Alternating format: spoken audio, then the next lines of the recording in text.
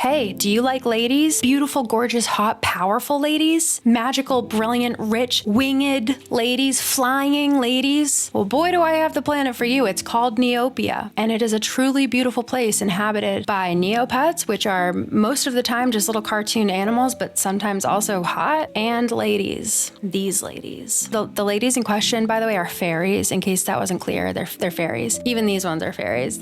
I know they're mermaids, but they're fairies, okay? I'll explain it all. Hi, my name is Amanda, and I enjoy making strange and off-putting content, as well as playing Neopets as a full-grown adult. If you are new here, then you might actually be under the impression that I know what I'm doing, that I'm a good YouTuber, and I am about to attempt to trick you into continuing to think that. So without further ado, I'd love to just get right into the video. But first, I have got to give a massive shout out to the sponsor of today's video, Scentbird. This is one of those brands that I've heard about so many times, and I've been thinking about trying it for the longest time. I just never got around to it because I never get around to anything. So I was so excited when they reached out and wanted to work with me because, like, yeah, cool, this is my chance to try them. And yeah, they really are that great. If you haven't already heard of Scentbird's monthly fragrance subscription service, let me fill you in. Scentbird hooks you up with luxury, Fyora approved fragrances in small 30-day supply bottles, so you can try tons of designer brands for only $17 a month. And I do mean designer. I'm talking Gucci, Prada, Burberry for only $17.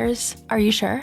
Okay, if you insist. I'm like such a baby when it comes to trying new things, especially for things like fragrances that I've never smelled before. But Scentbird offers an awesome little quiz that really helps them narrow down the perfect scents for your style and preferences. And they give such detailed descriptions of their scents, so I actually felt comfortable being a big, brave girl and stepping out of my comfort zone to try something new. And you guys, it worked. Like, I like the things that I tried. It was accurate. It went well. It went so well, in fact. I love everything that they sent me. Get it? Like, sent? I'm sorry. So this month I picked Get a Room by Confessions of a Rebel. This one was recommended to me via the quiz, and I'd never smelled it before, but I'm, again, so brave. And yeah, it's amazing. This scent is so jhudora. It's dark and edgy out the gate, but underneath, you know, at the core, it's a little fruity. There's like flowers in there. It literally smells like enemies to lovers. The next one is another new one for me. I think it's actually pretty popular. It would make sense that it's pretty popular because it smells amazing. It's Sugarful Kiss by Michelle Germain, and I will forever be a sucker for something that smells like cotton candy, but this is like something that smells like cotton candy and cake for adults. Like, it does smell like it's a perfume for adults. It's a very, very nice perfume, but it smells like cotton candy. It smells like fancy cotton candy. There's notes of cherry, orange zest, peony blooms, and powdered sugar. Fancy cotton candy. And I'm getting such tooth fairy vibes from this because she would go around smelling like cake and candy and cavities while lecturing people about their dental hygiene. I mean, look at her. Look at the leg warmers. Love you, girl. Here. And then my third scent is actually, I let myself have an old reliable favorite as a treat for being brave. I got Daisy by Marc Jacobs. I know. It's just, you can't beat the classics. This smells so good. It will forever smell. I don't even care. It smells so good. There's a reason why this one's so popular. And like, I could always use a stash of this. Sometimes you just need to play it safe, you know? It's just so good. Wild berries, white violet, jasmine, and sandalwood. You can't beat it. You cannot beat it, honestly. And I just want to show you, I had them all out on the off chance that you can see like the words, but they actually come with these really cute little cases. And Daisy, it screams luxinia. I mean, the scent is literally described as optimistic, beautiful, and pure. That is so her. I love that I don't have to choose just one. Now I can have my stash of all the scents I've been wearing since high school and have new scents to look forward to every month because, again, I am so brave. So if you are like me and you have been considering trying Scentbird but just haven't gotten around to it yet, you can use my code Amanda to get 55% off your first month at Scentbird. I mean, amazing. Thank you so much to Scentbird for sponsoring this video. Now let's get back to Faerieland. You may be wondering, why the hell are there fairies in Neopets? I don't know. No one knows. The best place to start looking at that, investigating that, is the beginning, because that's how long they've been a part of Neopets, is from the very beginning. The fairies have been an inexplicable, almost unexplained part of Neopets history. You don't have Neopets without fairies. That is the first fact that I just want to lay down right here, right now. And this is a fantasy world, so you can do whatever the hell you want if you make shit up. And so that's what they did. Neopia is this planet. You know, it's named after the Neopets. Neopia, Neopets, Neopians. Everything is Neopet related. Who run the world? Girls. The fairies actually are running shit, honestly. You know, problems with that. We'll talk about it. Don't worry, Xandra, I got you. They're very powerful, both like physically, like with like, you know, shit coming out of their hands, like they're flying around, they got powers, but also they are like politically powerful. They're like kind of the ruling class, honestly. It's a whole thing. Yeah. And don't worry, shit has gone down because of that whole thing. In Neopia, not everybody's cool with the fairies being at the very top of the game, but the fairies do offer the Neopets lots of services that the Neopets don't even really realize they do. Like they put a lot of protections in place. They do a lot of things in the background that the Neopets aren't aware of. We'll go into all of it. I'm just kind of talking right now to talk because I like to hear myself talk. That's why I'd make videos. I can't believe you guys are still here watching them. Anyway, I do have information to share with you. So these fairies, they're also hot. They're also the ruling class. Is it problematic? Do I support it? I'm not sure. I think we'll get to the bottom of it now, here and now. But one thing is for sure, and I've said it before, I will say it again, you don't have Neopets without the fairies. And you don't have Neopia without the fairies. And that is both like an aspect of like the writing and like how it was all formulated in terms of like the idea of Neopets and Neopia, but also like truly physically, Neopia itself would cease to run in the way that it does, and there would be a lot of like terrible things that befall the Neopets and the lands of Neopia if you didn't have the fairies. So, you know, there's this whole system in place that kind of relies on the fairies, whether it was built by them or not. I don't know. Probably.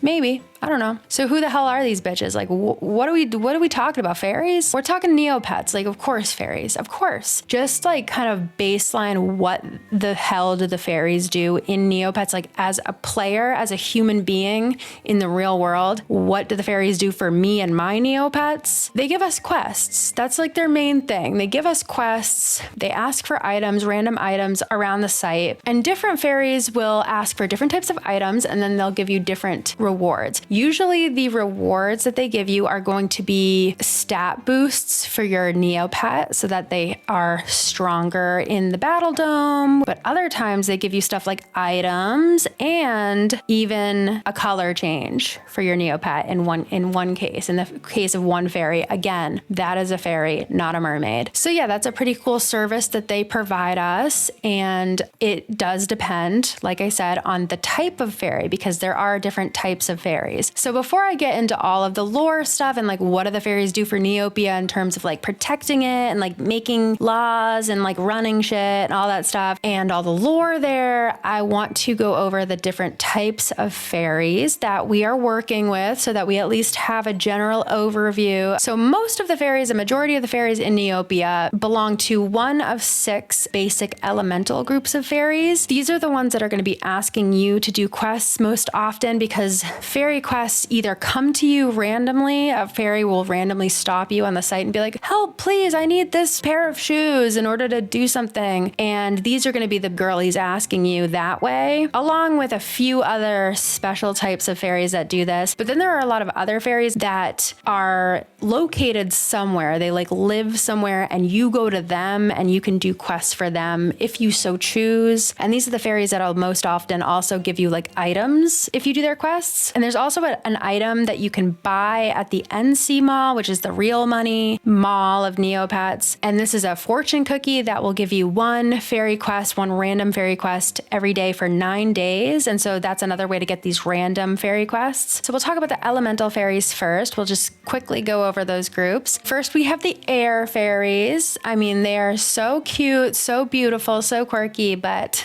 anybody who plays Neopets knows that these are the fairies that we are dreading regretting seeing the most when we redeem our little fairy fortune cookie. And it's honestly just because their reward is a speed stat boost, which is an irrelevant stat right now. But I don't know, whenever I get her, I always tell myself, someday, mark my words, I'm going to be so thankful for all these air fairy quests because I neglected to train speed stats because they were irrelevant, and now all of a sudden they matter again. So I like to believe that like she's kind of keeping us a little bit in line by giving us speed stats because we forget to train them. But yeah, a lot of people do kind of like roll their eyes when they get this one because the stat boost that these fairies give you if you complete their quests are technically irrelevant right now. It's fine. She's so cute and I support her anyway. And yeah, since they are air fairies, they're super fast and quick and they give you the speed stat because they can, you know, control the wind and stuff. And they're so adorable and gorgeous and pretty that they ask for beauty supplies for their quests. Next, we're going to talk about the earth fairies. Now, I really fancy myself like such an edgy, emo, goth, dark fairy, but deep down, truly and factually, I am actually an earth fairy. I'm like such an earth fairy. It's not even funny. It's the conservationist in me. You know, I'd lay down my life to protect the earth, you guys. I fucking love nature and animals and the planet and plants. I really do. And so do the earth fairies. Obviously, it's in the name. I mean, look at her. That's like me. That's like a picture of me. They're just so benevolent and so helpful and they just want everybody to be okay. They want everybody to be taken care of. They want everything and everybody to be healthy and in balance and stuff like that. And they just ask for random shit for their quests and then give you a random stat change for their reward, which is fine. It's fine with everybody. I love seeing this girl for my quests. Then there's the fire fairies and they ask for clothes for their quests. And this is according to neopets.com because they are trying to replace the clothes they lost in the fall of Faeryland. We will talk about that soon. That's a huge major event. Faeryland fell out of the sky, bitch. Yeah, if you're familiar with it being up in the clouds, no, not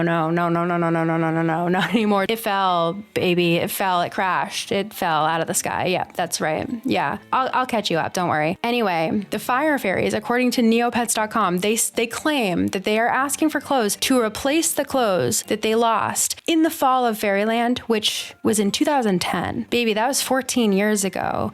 I know for a fact you girls have a whole entire closet of clothes and then some. They are literally recycling the sob story to fund and stock their Poshmark shop. Bitch. The reward better be worth it. I swear to God, this is so wrong of y'all. Oh, strength stats? Absolutely. Get that bag.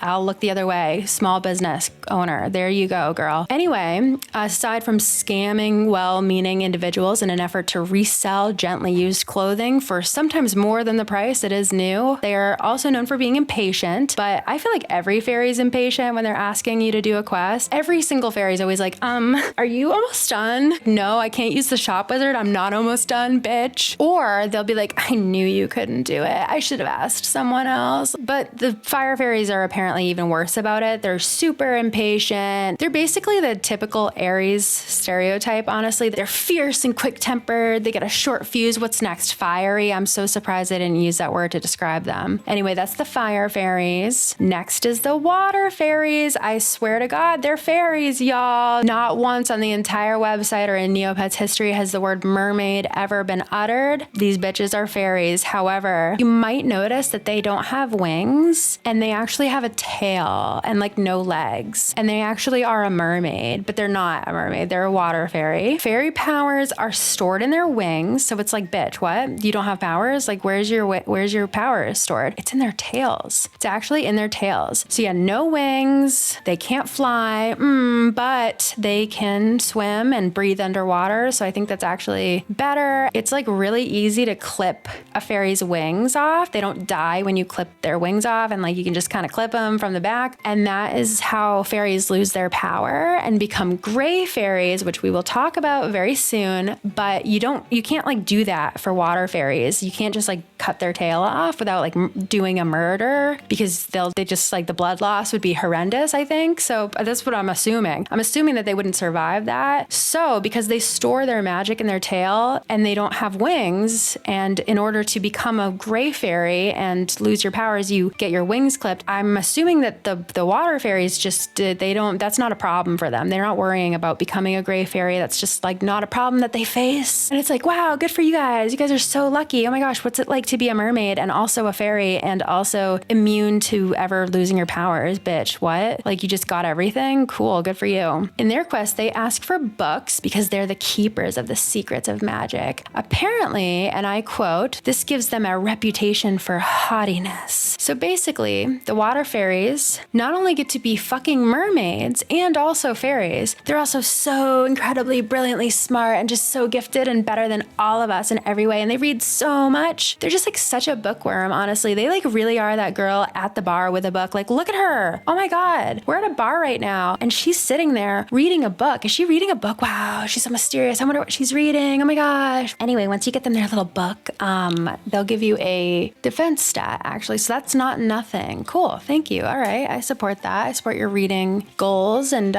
very proud of you. Next is the light fairies. And I mean, I said that the mermaids were better than us, but like, so are they. All the fairies are better than us, but especially the light fairies. They really are devoted to all that is good and right and true. And why shouldn't they be? You know, why shouldn't anybody be? Why should anybody be against any of that? Honestly, I'm just like always out here advocating for crimes. I don't know. They're also fortune tellers and they use trading cards to tell the future. That's why they ask for trading cards, is because they use them to tell the future. Okay, I'm not a fairy, so I don't understand, but that's it. And they'll give you a level boost actually for the trading cards that you get them, that they will then use to tell the future. So I'm not asking questions, just here's your trading card and thank you for the level boost. Thank you for the additional level. Thanks, light fairies. Very cool. Now that we talked about the light fairies, let's talk about the dark fairies. Yeah, they really are advocating for all the opposites of what I just listed. So that would be everything that is bad, wrong, and false. They're really just advocating for a woman's wrongs, truly doing crimes most of the time. But also that is kind of an unfair stereotype when it comes to dark fairies. Not all of them are evil or wicked or bad or wrong or mean. Just most of them. A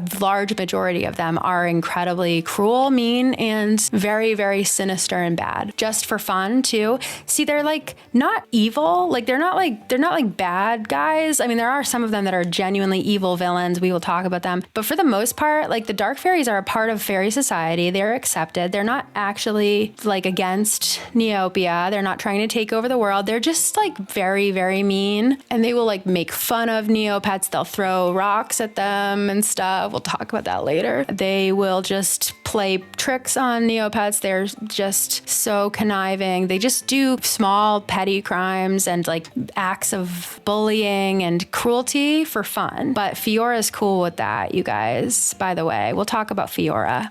So yeah, dark fairies are known to be like manipulative, they're tricksters, they're mischievous. They will often grant Neopets their wishes. Like if they hear a Neopet crying because they're being bullied, they're like, I'm so weak, I'm not able to stand up to my bullies. The dark fairies will hear this, they'll overhear this. They'll be like, they'll watch the bullying from afar. They like let it go on before intervening because they love it. But then they intervene and they say, hey, like, would you like to be able to beat up your bullies? And the Neopet's like, yeah. And they're like, okay, I'm going to grant you the strength to beat up all your bullies. But all I ask in return is anytime I call on you to do something for me, you do it. No questions asked. The things that they're going to call you to do, by the way, are crimes.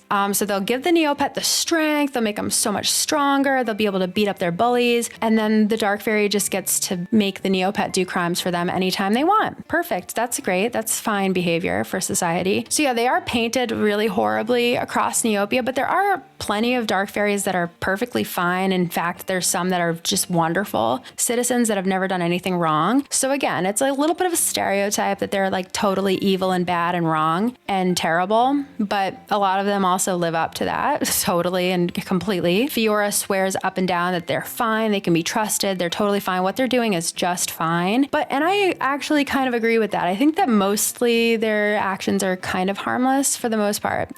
Sort of, not really, but It's okay. Because they literally ask for like toys and plushies and things for their quest. And then as a reward for doing their quest, they give you health. They increase your Neopet's health. So that's really nice of you guys. You guys are really not as bad as I thought you were. I really judged you guys. So those are our 6 elemental fairies, but then we have the gray fairies, and I briefly touched upon this. They're a type of fairy, but nobody's really like born a gray fairy. It's more of a symptom than a type, but it's also a type. This is an unfortunate result of getting their wings clipped and their powers taken. So gray fairies don't have any powers, and they're also like incredibly depressed, and they just turn gray, and like their whole outlook on life just becomes bleak and depressed and pathetic. Right now, we only know of like one gray fairy as a character, but they've always like indicated that there could be more gray fairies out there because, again, it's an unfortunate circumstance more than it is a type. So the one gray fairy that we have, that we know, that we love, that's a part of society, that's been around as a gray fairy for a long time is Baelia. We will talk about her specifically later on. It's honestly really surprising that we don't know about more, that there aren't more like walking around, because it seems like it would be really easy to clip a fairy's wings. I know that sounds terrible because it's like such a sin to do that. It's so awful to like do this to them, but I just feel like you could just go behind them and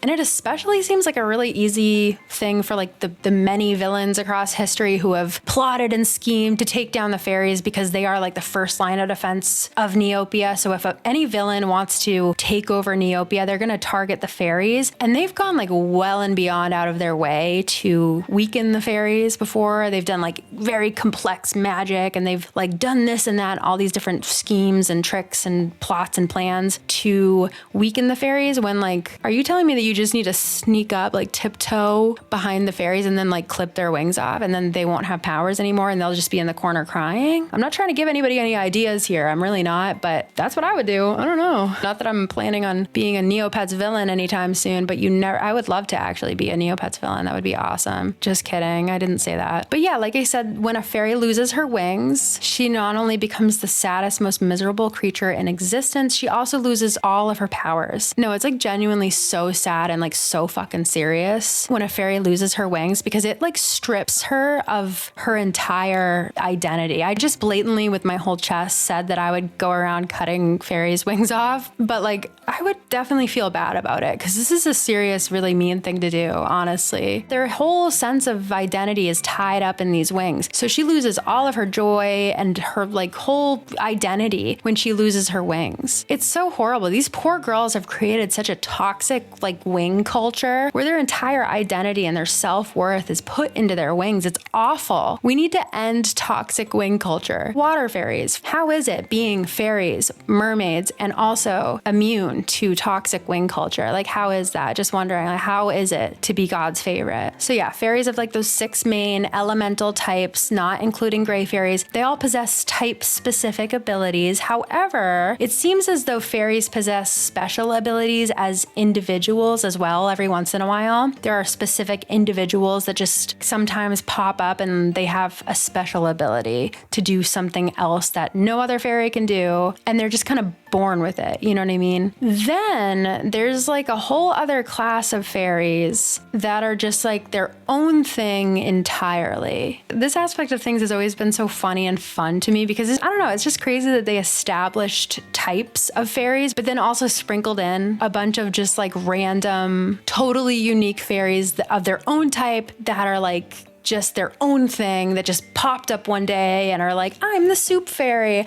I'm the tooth fairy, I'm the library fairy. I know I'm not making sense, but in my defense, and I will always play this defense because it is the only defense, this also kind of doesn't make sense, and yet it does. It ends up making sense because this isn't our world. This is another world entirely. So it doesn't have to make sense, and also, of course, it makes sense. That is, as you will come to find, true of all Neopets lore, because when Neopets first started, the lore was just kind of instantly flowing with reckless abandon, and so many weird things were set up early on without much thought of where they would go. And so in my opinion, it really does highlight the talent of the writing team over the years for how they've managed to take what was essentially a big, messy, tangled, completely unorganized box of like art supplies. I'm talking like unspooled yarn, shoelaces, glitter, so much fucking glitter everywhere.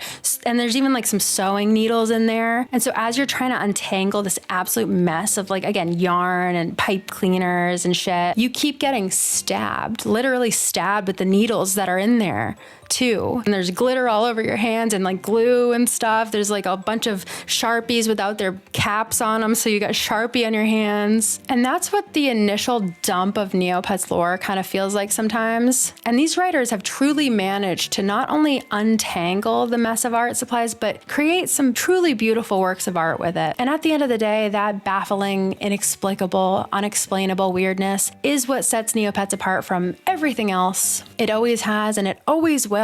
This video in particular, I know I haven't mentioned it yet, but I feel like I need to at some point soon. This video is just about the fairies, but I am famously working on a huge, like hours-long video going over all of the plots of Neopets over the last 25 years, and that video is coming pretty soon-ish.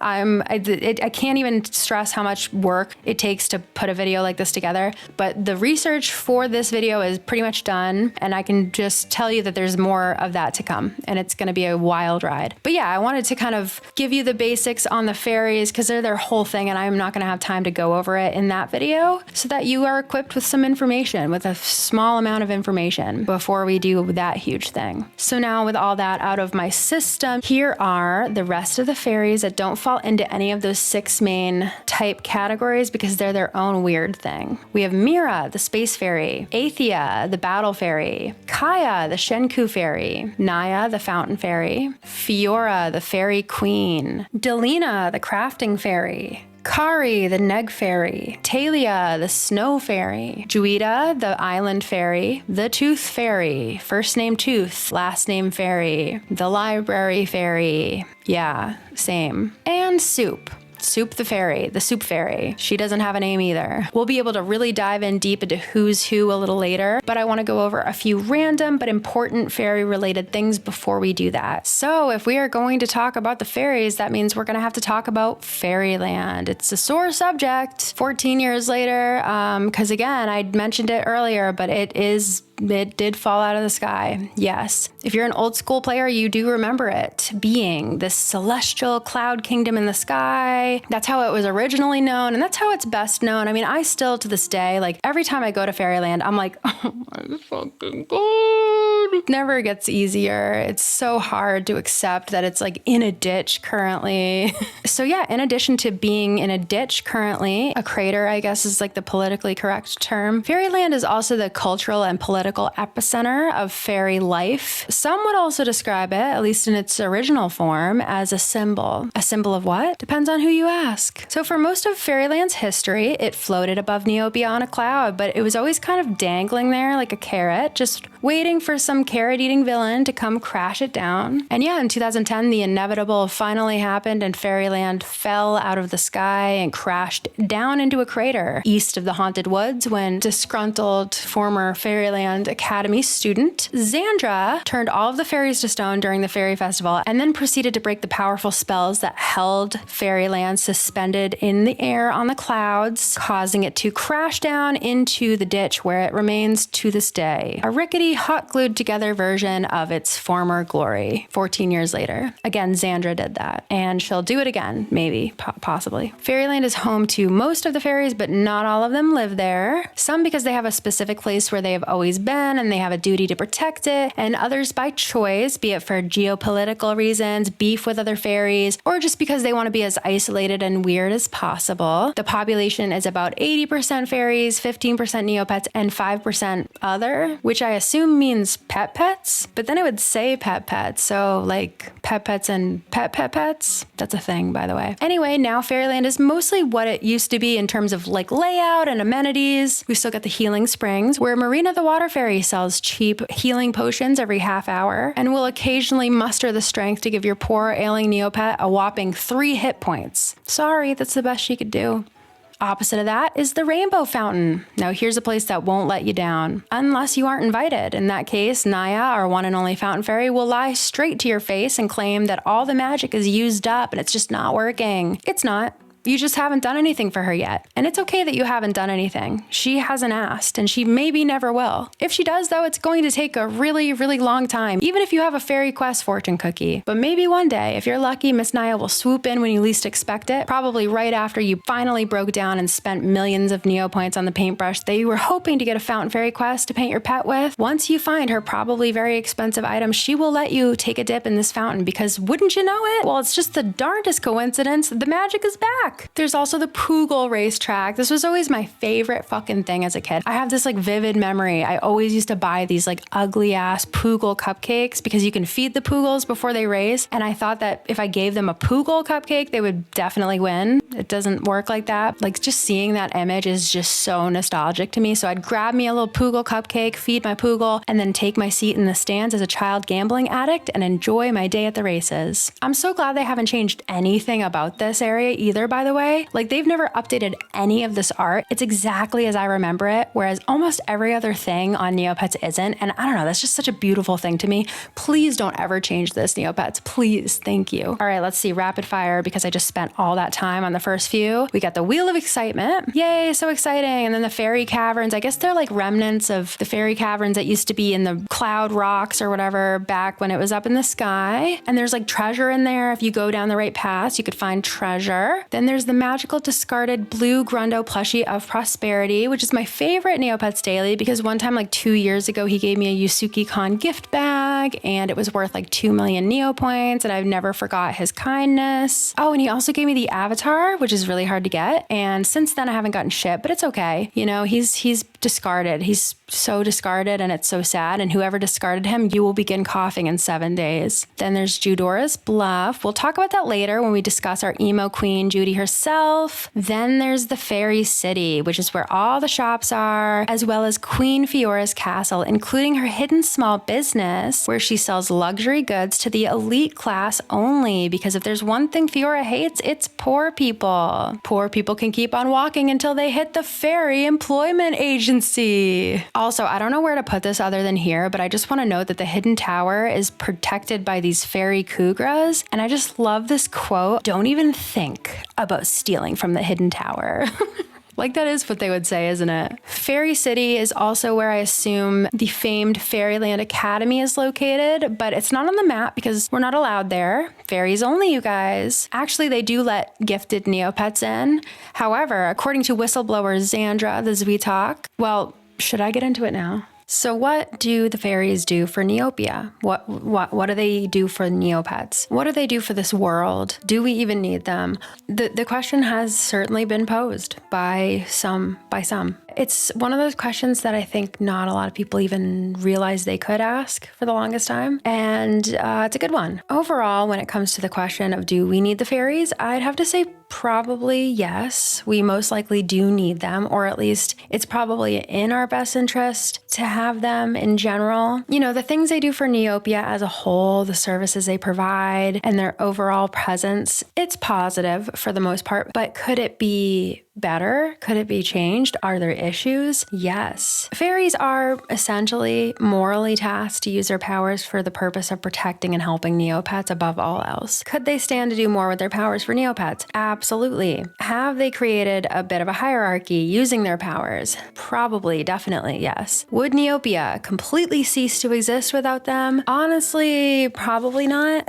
Like, could the Neopets totally run the whole thing? Yeah.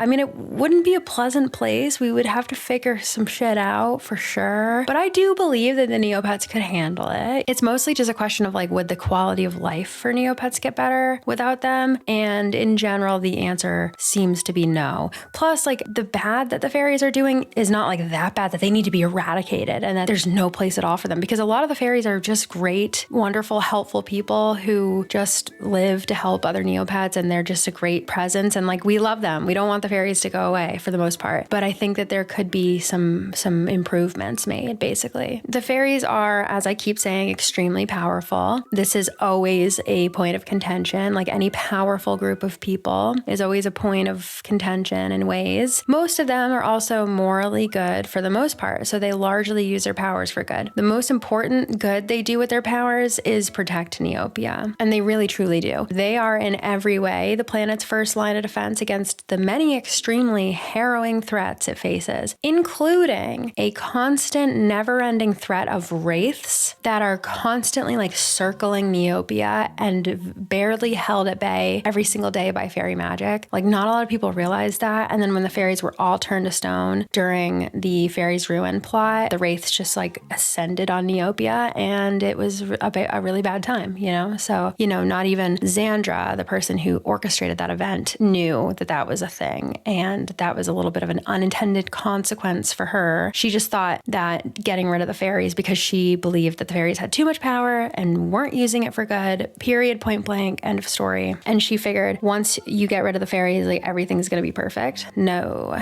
That's not the case. In fact, many of the items we give the fairies when we do their quests are used for wraith defense, and the fairies have been important in defending Neopia against many other enemies. However, I will say that Neopia's greatest heroes actually tend to be Neopets, but at the end of the day, they certainly make things easier, and the worst things that have ever happened in Neopia happened when the most powerful fairies were incapacitated. So yeah, like I've said, they're largely a net positive. They also offer things to Neopia as individuals. Many of these special services we will discuss at length when we talk about the specific fairies associated with them. I think there's definitely room for improvement, though. I think that the fairies could definitely do more to equip Neopets to have more power and to also be able to protect and serve their own. One of the biggest things that came out of the Fairies' Ruin plot was that Xandra's whole gripe with the fairies started because she was training at Faerie Academy, and she wanted to use her incredible powers to do that kind of stuff, and the fairies just kind of kept shutting her down, and she felt like they treated her like a second-class citizen because she wasn't a fairy. She was one of those rare Neopets that gets to go to Faerie Academy, but then even so, being a student there, she never felt like she was quite on the same level as the fairies. She never felt like they listened to her ideas. She never felt like they were willing to give her the same kind of power that they had, even though she has all of the same kind of abilities that they have for the most part, things like that. So it would be nice to see the fairies kind of trying to bring Neopets into what they do more, teaching the Neopets how to defend, you know, the Neopia from wraiths, and teaching them how to fight and do this and that, and like kind of just empowering them. But then you think about the ruling class, and they don't want to give the Neopets that power because they want the Neopets to depend on them. Is that right? I don't know. Maybe. No. I mean, I think there's always going to be things that the fairies can do too that just Neopets are never going to be able to do. So and again, they're not for the most part hurting anybody. They really aren't. I think we could probably encourage them to do more, and maybe to, you know, if they're going to be this like privileged ruling class, they're going to need to start like stepping up and doing more, or else, you know, you might have this band of Xandra followers who decides they want to start a revolution. I don't know. And so I, for one, think for the most, I love the fairies. I don't want them to go anywhere, but I also want to see them do better in general. And I think that's kind of a good place to be. I don't think that we should eradicate them entirely by any means. That's like not the answer at all. I just wish that they had learned a little bit from Xandra, because it doesn't seem like much has changed since then, but whatever. I mean, maybe there'll be another catastrophic event that'll finally be the rock bottom. Who knows? Also, you know, the fairies being so powerful, it is a little bit of a issue when there do exist some fairies that aren't good and that are actually incredibly evil and who use their vast power for evil. That sucks. It does suck that they have both free will and tons and tons of power, because yeah, having some extremely dangerous fairy villains is all but inevitable in that case. In general, we do need these bitches, and I think we can rely on them, love them, stand them, and also empower them to do better. That's what I think.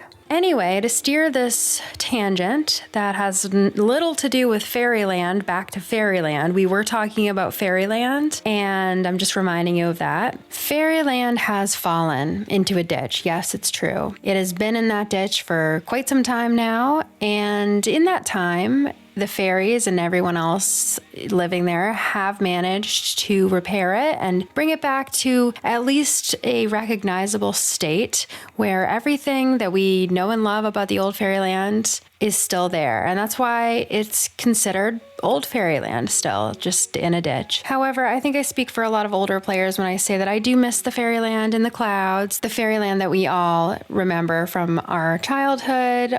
That is how it'll always be in my mind. Thankfully, there is actually hope that we may one day take to the skies again, because enter new fairyland.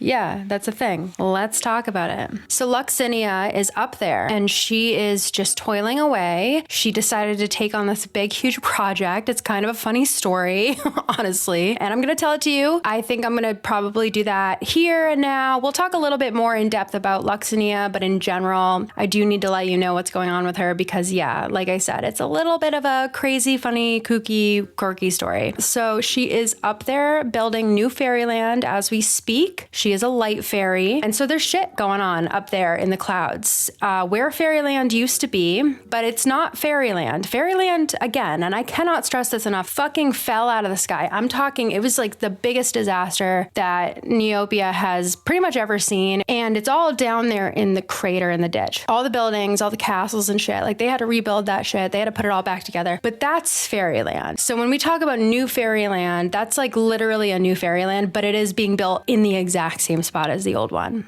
So it's like crazy. It's kind of a crazy, kooky thing. If you did not know that there is like a new fairyland and like things going on up there, it is currently not accessible on neopets.com. It's not on the map or anything. However, it is accessible through the Neopets mobile game app, Fairies Hope, except not right now. It's not accessible right now. As of the date I am recording this, the app is currently being reworked for a giant and actually very exciting sounding update. It sounds like they're going to actually tie it in with our Neopets account, and they're really going to focus on like telling this story and wrapping it in with the shit going on neopets.com. It would be really cool if they could tie it in with our accounts and you can actually like earn Neo points and items from it. I'm not really like a match 3 type of person, honestly, but I did end up like, you know, going and diving in and trying to piece together the story going on there. And there's actually quite a lot going on up there. Oh my God, it's really important to the plot, actually. So I'm going to tell you a little bit about that now. So this is all canon again, and a lot from the mobile app has already started popping up in Neopia itself. Enter the Lost Fragments event, mini plot type thing, almost a year ago to date, actually, where we did get to meet Luxinia, and she came down and was like, hey, so shit's starting to like fall out of the sky. I promise I have everything under control, but I do have some shit falling out of the sky. Would you guys mind cleaning it up? It's for New Fairyland, because yeah, that's a thing. And I think that's where most of us found out about New Fairyland and Luxinia, and that's where we met her, and we did get a lot of great prizes, and it was just a super easy little mini plot event type thing. It wasn't even really a plot. There was no real story going on. It was just kind of, hey, I need some help. I've got some fragments that are falling down. Can you guys collect them every day? And then I'll give you amazing, awesome prizes if you do. But yeah, that was a lot of people's first introduction to the Fairies Hope plot and Luxinia, unless you were playing the mobile game. And if you were, then you are aware of some crazy shit that I was not aware of until very recently. So as I mentioned, the Fairies Hope game takes place in New Fairyland upon its discovery. And this was 10 years after the whole fall of Fairyland. Fyora and a fairy shoiru named Varia. Love your bomb, by the way, girl. That's my favorite weapon in the game, by the way. You really are the bomb. New Fairyland is not at this point called that. It's literally just like a piece of Fairyland, a very small piece with just one little single home on there, and it's like floating in the clouds. I guess Varia was flying around and like crashed into it or something, and then she went and got Fyora. So they are like, oh my God, there's like a house. There's just like a piece of Fairyland that didn't crash. Oh my God. And it's kind of confusing because when Xandra crashed Fairyland down, she basically just did away with all of the magic that was holding Fairyland up. So there was really no room for error there. Like, it doesn't really make sense that there would be like one small little place with one little house that was like missed, that remained intact. So immediately as I'm exploring this story, I'm like, Xandra's not the type that would like make mistakes. Like, Xandra doesn't really make mistakes. I mean, she did end up making some mistakes in the end. She just got complacent. But like in that moment, that was her moment. That was her fucking moment, dude. And she like lived that shit. And I know that she did not make a mistake. So I was like, did you miss one, Xandra? Anyway, I'm getting ahead of myself. So that was weird. And they go into the house and they're like, there's no one in here, right? But there is someone in there. Oh my God. Like, oh my God, there's a girl in here, you guys. Is she fucking dead? Like, oh my God, we forgot one. There was like a survivor up here. She's been here for 10 years. Like, surely she's long dead, right? No, actually, she's inside of a crystal and she's asleep in there. She's in like a suspended state of sleep inside of a crystal. What the hell is this? What happened? How did this happen? Like, who put her there? Why her? She's sleeping, she's snoozing, she's honk-shoeing in there. No idea. That fairyland. Woo! Can you imagine? Like, can you even imagine? So she's snoozing away and they do have to get her up, get her ass up. So they're like, girl, wake up call. She is blissfully unaware that shit went down. I mean, like, really, shit went down. All but you, Sleeping Beauty. It all went down. They get her ass up and she's like, hello? She has zero memories. Her ass is wiped out in the beginning. So when you're playing the game, the only thing she's like starting to remember is her name, and you can enter your own name as her name, but her canonical name, like her official name, is Luxinia, and that's the only thing that she remembers at first. She also remembers like Faeryland. She remembers being a fairy in Fairyland. Like, they'd tell her what happened and they kind of like, you know, slowly but surely ease her into this really traumatic revelation. And then Fyora's like, why don't you play this game to calm down and like regulate your mind? And then they tie it into because it's a match 3 game. Isn't that so funny? But there's like this riveting story to it, honestly. And so Fyora's like, why don't you play this little game to like calm down and get your mind working and stuff. I just loved that they like tied it in that way. So she's traumatized. Luxinia is traumatized. She's reeling. Of course she is. Who wouldn't be? I mean, it's staggering information. She's been asleep for 10 years. Like, imagine first that in and of itself. Even if she was in a coma in Fairyland General Hospital and shit was fine, the Fairyland was still in the clouds, but she was in a 10-year coma, that would still be an absolute wrecking ball in your life. That would still be so staggering. But not only has she been in a coma for 10 years, she's also the only one up there. And her whole ass society, it's fucked up. Worst case scenario. The world as she knew it has ended, right? But she's trying to hold it together. She's so strong. She's so strong. She is struggling, and she does mention that. She's like, this is a lot. And I'm like, yeah, girl, this is a lot. But then she decides to, and you know, trauma is so complex, you know, the ways that it manifests itself. She just decides pretty much right away to single-handedly rebuild Fairyland. Baby girl, we already did that. We already rebuilt Fairyland. It's on the ground now, princess. You remember? We went over this. It's on the ground. It's in the ditch now. Sweetheart. I don't know. She's just throwing herself into something, anything that can distract her from like processing the trauma of what's happening. And again, I totally get that. And if this is good for her, if it's working, then cool. Awesome. New Fairyland it is. She's happy. I'm sure it's fine. This is like a healthy outlet for her. And I mean, hey, we want Fairyland back up in the clouds, don't we? Wasn't I just anguishing about the fact that I missed it being up in the clouds? Why am I complaining? Why not have both? Why not have 2 Fairylands? In fact, why stop at 2? Why not 6 Fairylands? Let's make it 8. Why not build 15 Fairylands? We should build 24 Fairyland locations. It would make so many Neopian jobs. Let's just do it. Why not? So yeah, the mobile game, it basically consists of, you know, you're playing this little match 3 game and you earn little things that allow you to build more parts of New Fairyland, and she's slowly but surely building this new Fairyland. And we'll talk more about Luxinia soon, but she's living up there with a couple friends. A couple friends have joined her. Varia lives up there, as well as her old friend from back when she was, because she starts to kind of slowly get her memories back. She had some friends. We'll talk about her friends. She had an interesting friend group. Sorry, there's like a huge revelation that I can't wait to share with you. She had an interesting friend group. One of her besties is named, what the fuck was her name again? Tia. One of her besties is Tia, and she like wanted to own her own like clothes shop. And so she ends up moving up to New Fairyland with her. And they actually, you know, that Wayland that, because during the Lost Fragments event, the first indication that like something was going on in Fairyland was that there was this Wayland, but it was a giant Wayland and it was just hanging out in Fairyland and everybody noticed it and was like, oh my God, what is that? Well, turns out that's like the transportation system from New Fairyland to Old Fairyland. So Luxinia's been down. She's seen the place and she's like, oh my God. Yeah, no, I'll stay up there. Oh my God. You guys are living like this? Ugh.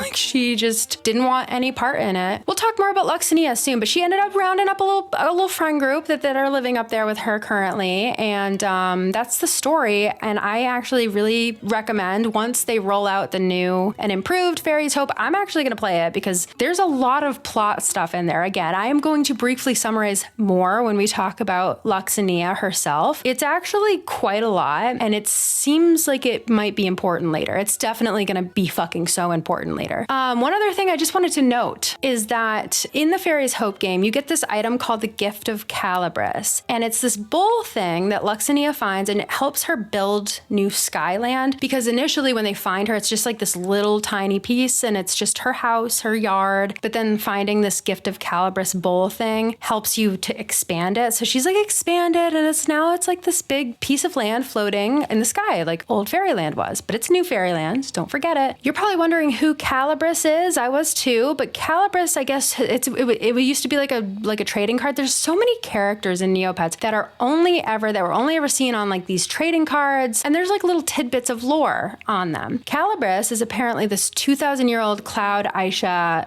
godlike being who apparently controls the weather. It's just interesting when they take the characters that were kind of, you could tell that they probably just made up a bunch of like throwaway lore for the trading cards to be like, oh yeah, this character, that character. There's like so many of those. And Calibris was one of those like randos. And they did end up using him for this plot. And they're like, oh, that sounds like some kind of cool piece of lore that we could actually put into practice. And like we could actually make some of these trading cards that have never really meant much. We can make them actual characters that you see in the game, which I love. Now that we've kind of gone over like the state of Fairyland, the state of fairy life, the state of fairy culture, we've talked about the types of fairies, and we've briefly touched upon the extra like special fairies, but we haven't actually talked about them, dished about them. So now that's what I'm going to do. I'm going to tell you all about the notable fairy characters of Neopia. So all the fairies, starting with Illusen. What a sight for sore eyes. We love her. Everybody loves Illusen, right? Illusen is an especially powerful earth fairy. She does not live in Fairyland, new or old, and she hasn't for many years. I think it's been basically since she rolled out, and that's for unknown reasons, although there are many theories. The most prevalent being that Illusen witnessed Jhudora do something so evil. We'll talk about this later. So insanely evil that Jhudora, if like anybody found out what it was, she would have been banished from Fairyland. So she ran Illusen out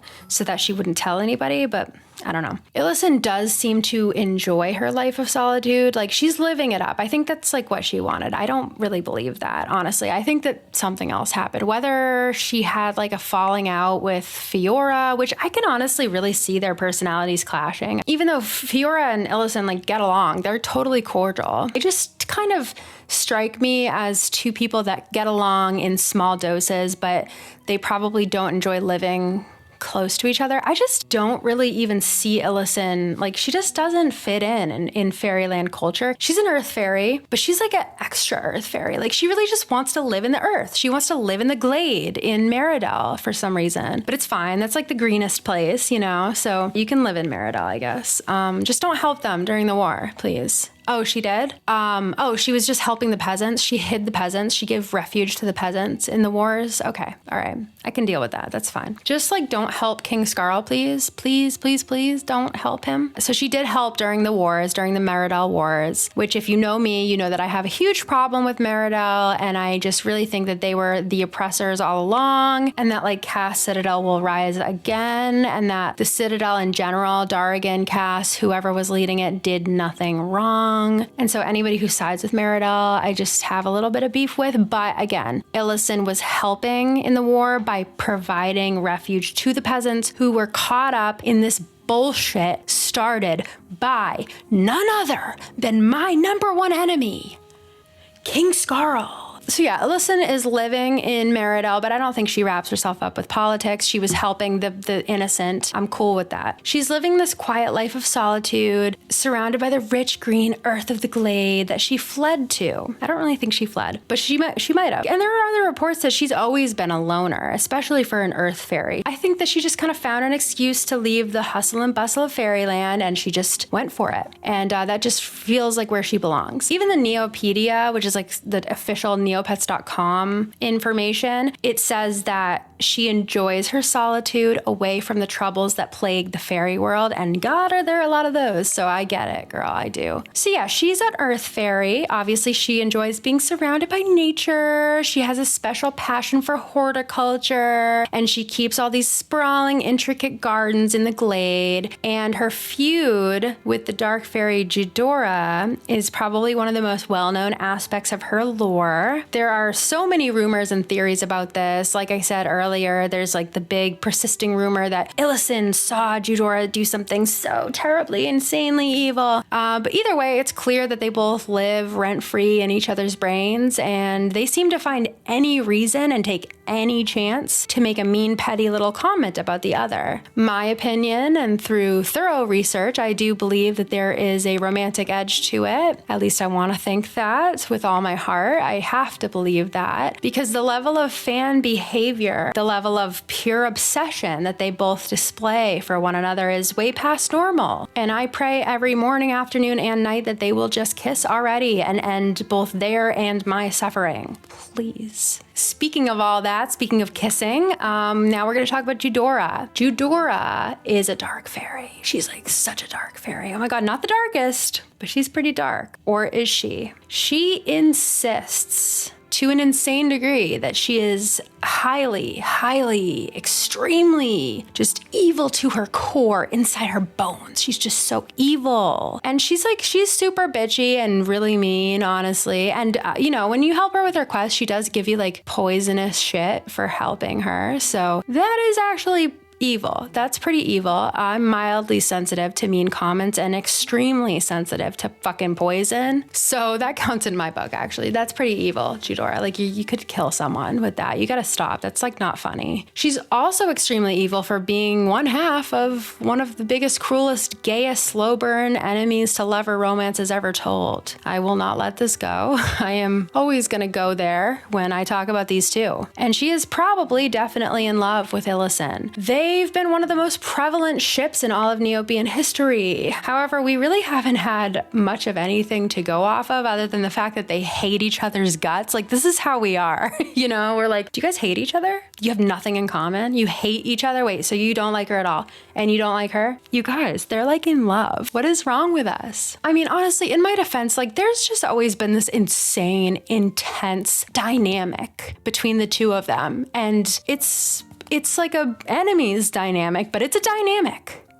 And I'll take it. And I will say that during the 2023 Fairy Festival, I talk about it a lot more up in this video here. Come on. There was some pretty hard to ignore evidence that dynamic was everything we hoped for and more. I mean, look at this shit. Come on. Really? Come on. Anyway, aside from hating illusen so much and just wanting to punch her so bad in her beautiful, gorgeous, stunning, adorably freckled face, and by punch I mean kiss, jhudora also enjoys living in edgy solitude just like her crush, only unlike illusen, she is still in faeryland. Old faeryland, not new faeryland. She has her own ominous, edgy, dark goth, hot topic, trip pants, evanescence bluff. So that's just her. That's where she lives. And then she also owns two Gruselins. One is purple and one's green. Her signature colors, obviously, and their names are Sarah and Daisy. I just love that she named them that. I feel like that's like so gay of her. And she loves her babies. She's really like a hashtag Gruselin mom for real. And she walks them on chains with their spiked collars like a hot goth bitch. That's just our girl right there, honestly. If there's one thing about Judy, it's that she gets people talking. She's such a charismatic, bombastic influencer of a dark fairy. So much so that she has her own folklore and legends and shit. Gossip, if you will. Rumors. There's so many statements about this bitch that start with the words "some say," but there's just like nothing concrete at all. And you know, all of these legends and folklore, they all just have to do with the evil misdeeds that she's done. But again, like, it's just fucking gossip, you know? It's personally my opinion that she started a lot of these rumors and that she's all talk, mostly talk. I mean, she is poisoning people every single day. She does do some bad shit, but I think that a lot of it is like just talk, and that secretly, way deep down in there, she has a heart. I think deep down in there, she has a heart. Totally forgot to mention their quests. Both illusen and jhudora offer quests that you can do once a day, but you can only do one because they are bitter ex-lovers and they will get upset if you do a quest for the other, and they take about 12 hours to get over it. So yeah, if you go do a quest for illusen and then you try to do a quest for jhudora, she's going to be like, I see you've been helping illusen. Are you like friends with her too? Did she say anything about me? Did you like, how does she look? Like, what was does she still have like the green streaks in her hair? Okay, cool. Anyway, yeah, you're not supposed to help both of them. Just like, you know, you're not supposed to be friends with your friends' exes. So I get that. And yeah, the prizes get better and better as you go, but they get really, really fucking hard, especially nowadays because there's like a shortage of morphing potions and shit. And then the morphing potions that people do have, they're like hoarding them and they only give you like 17 minutes to find it. And so when you get up to the higher levels and it's like a fucking morphing potion that no one has, you're done. And in fact, one time I even got one of the morphing potions. I was like messaging people. I like got it done. It was like 2 million fucking Neo points. And I was like, oh my God, I'm in the clear. I did it. And then the next day she asked for another morphing potion. And yeah, if you fail, if you can't get the thing, then you go back to level 1, but you got to go up all the levels and eventually you get a really, really, really, really good prize. And for illusen, it's illusen's staff. And that was actually one of the prizes at the 2023 Fairy Festival. Holy shit. It used to be worth a lot more than it is, but it's still kind of steadily staying at, I think, 10 million. Now, I think it used to be worth like 200 million though. And then the prize for doing all of Jhudora's quest is the Wand of the Dark Fairy, and that one is still way up there. I should probably double check what those prices are. Wand of the Dark Fairy. 280 million Neo points is what that's going for. No, 300 million actually. Yeah, 300 million was the last price on March 18th that it was sold for. Holy shit. Wow. And then yeah, illusen's staff is going for a very meager 10 million Neo points, but that's still like fucking amazing, by the way. So yeah, safe to say nobody's really doing those illusen quests anymore because they're doing the jhudora quests because they want that Wand of the Dark Fairy. Unfortunately, the only one who gets to have that is the food club botter. When I find you. And yeah, the quests are very iconic. They're like an iconic thing that they offer. It takes a long time. It takes like, because you can only do one every 12 hours. So it's like one a day, honestly. And it takes a really long time to get up to like the point where you're getting those morphing potions. And so it is like crushing when you do finally fail, inevitably. When you do finally inevitably fail, it is crushing. It is extremely crushing. And yet I still put myself through it all the time. Constantly, nonstop. Next is Fyora, the fairy queen. She's the queen of fairyland since basically the beginning of time, actually. No term limits, baby. Immortal monarchy for the win. She's the most powerful fairy alive, apparently. Okay, girl. And I just need to read this line from her Neopedia article, if that's okay. Verbatim, it says, she has also sponsored a line of grooming items at a very affordable rate in an effort to help beautify Neopia. That's right, folks. The only way that Fyora can find it in her heart to do something somewhat charitable is in an effort to eradicate ugliness. Hot people only on my planet. Insane of her, honestly. She's always in her tower. She never leaves. She just loves to look down on the people. You know, she thinks she's better than everyone else. I just have like a little bit of a personal grudge with her. I think I just, you know me, I'm just a hater. When I decide I hate someone, I hate them so much. It's like such a hobby of mine. It ends up becoming like such a idol in my life. I don't even know how to describe it. I think there's plenty of good things that she's done. She ends up stepping in after big, horrible horrible things go down, and she like takes care of shit, and she does take care of shit. She does. She's like, oh, okay, like I'm here now and this can end, and like I'm gonna help you. And she did save Hanso, and that matters. That matters a lot. She really did save her reputation with me when she did that. Anyway, moving on because I don't want to give any more time to Fyora. Next is Jhuidah, the island fairy. She's the resident fairy and one of the protectors of Mystery Island, and she also runs the entire island trading post and the cooking pot. This girl is so busy. She's such a boss babe, and she's been doing this all since like day one too. I also just want to note that her trading card description reads, and I quote, "She hasn't been the same since she fell into her cooking pot." And that's it. What? Trading card, what? What do you mean by that? No. What do you mean by that? When was that? When did that happen? Jhuidah, are you okay? Is she okay? What even is that piece of information? Is she okay? Anyway, yeah, she runs the cooking pot. She loves to cook. And the cooking pot is basically this place where you bring in a couple different items. And if you bring in the right type of, like, there's items that go together. Not all of them do, but some do. And if you bring in all the items that go together, they will create a new item. So there's a bunch of little combos that you can make, and you got to go to the cooking pot to make them. And that's her game. And yeah, she's just always been down there in the island hanging out, and we love her. And she's such a classic Neopian fairy. Taelia is the snow fairy, and she invented winter fashion. She invented outerwear. She's actually the inventor of snow. She lives in an igloo on Terror Mountain, and she's one of those fairies that you can go to her anytime and get a quest. And the prizes are, I don't know. I don't necessarily go out of my way to do her quests ever, but you can if you want to. She has this like black straight across bangs bob. So major when a bitch has a bob.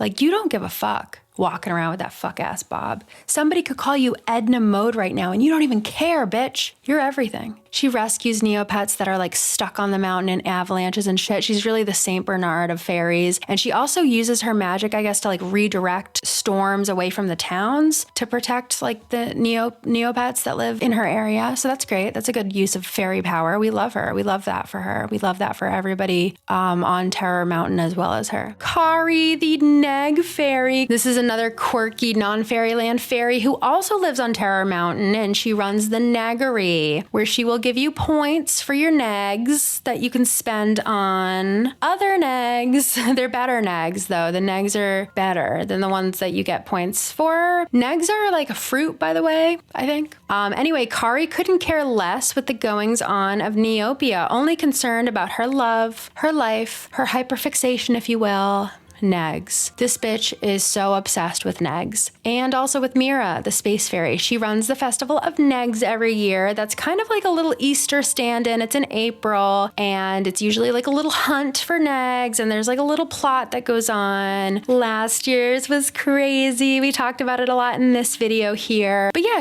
there's crazy shit that goes on at the Festival of Negs like every year, honestly. And Kari is always there to make sure that the negs are center stage.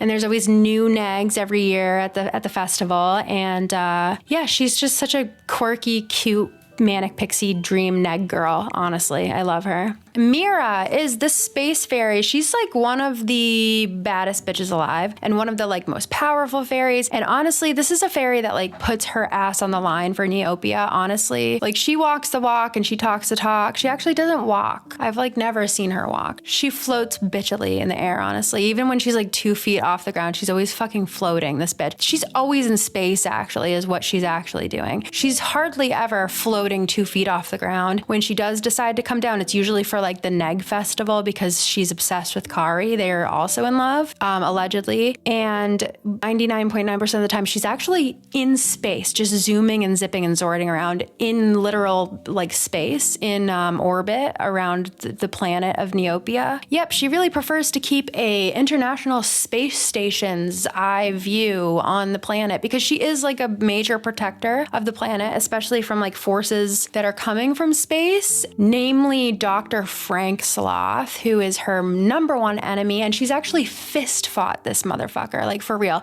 She has literally been like fist fighting, rolling around on the ground with this guy. She is the real deal, like throwing punch after punch with Dr. Frank Sloth. He's like probably 9 feet tall, and she's probably 5 feet tall, and yet she does it anyway. So yeah, Dr. Sloth, number one enemy. He's like one of the most like dangerous, powerful villains in Neopian history, and yet somehow, some way, this bitch, actually it's not somehow, some way, and actually the last time it wasn't that bitch, it was some other people, it was other people actually. We'll talk about it. But all you need to know is that currently Dr. Frank Sloth is in a token, a little token. It's kind of like a necklace, and I'm pretty sure it's like around this bitch's neck. This man is literally like punching the air and crying in a necklace around her neck. So that's awesome. She didn't put him in there, not the last time, but she has definitely fought him with her fists in the past and won. And she at least was giving moral support to the people who did it last time. But yeah, she will get him every time. In some way, shape, or form, she'll be involved in it. She just lives to fuck up this man's life, and I love that for her. However, there were 2 major times where she didn't get the chance, and it's a thank God we had other forces at work. Just kind of funny how that works out. So one time, it actually, this is really embarrassing for Mira. She probably doesn't want many people to know this, but like one time it actually had to be Brucey B who did it, who like fought Dr. Sloth off. It was dark times back then. So yeah, Brucey B is technically like a defeater of Dr. Frank Sloth. Weird, but whatever. And then the last time that Frank showed his ugly ass face in Neopets was the Return of Dr. Sloth plot. You know, makes sense. And Mira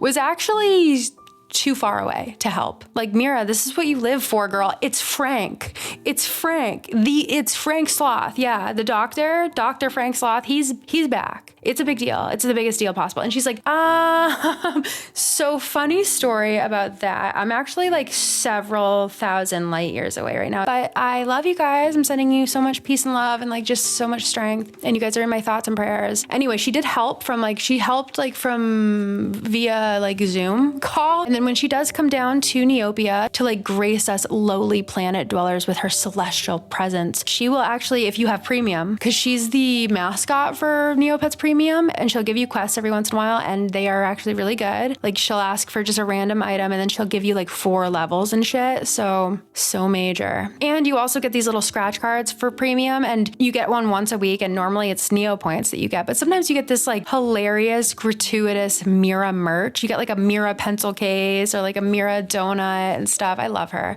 and so does she. She loves her, and she also loves Kari, the neg fairy. Did I mention that? They're madly in love. Aethia is the battle fairy, and she is actually not the original battle fairy. That would be Valine. But Valine wasn't good enough. She failed. Poor Valine. She just, I guess she couldn't, this stuff it's not very specific. They just say it like you would know it, which I love, honestly, about old Neopets lore. They just say it like you know it, So I'm going to say it like you know it. Valine couldn't hang. She used to be the old battle fairy, and she had one job, and that was to be a boss ass bitch and battle people and win. And she couldn't do it. So I guess she couldn't figure out how to wield the swords of fire and ice. We all know the swords of fire and ice. And so Fiona, the dark fairy, who, by the way, Valine and Fiona, like, this is their only section because there's not a lot on them. They assume that we know who that is. We don't, but we do. Like, all you need to know about Valine is that she couldn't do it, but she tried her best. And that Fiona is such a bitch, like such a toxic ass bitch. Anyway, Fiona and Valine got in a fight of some sort, a skirmish. They were fighting, and Fiona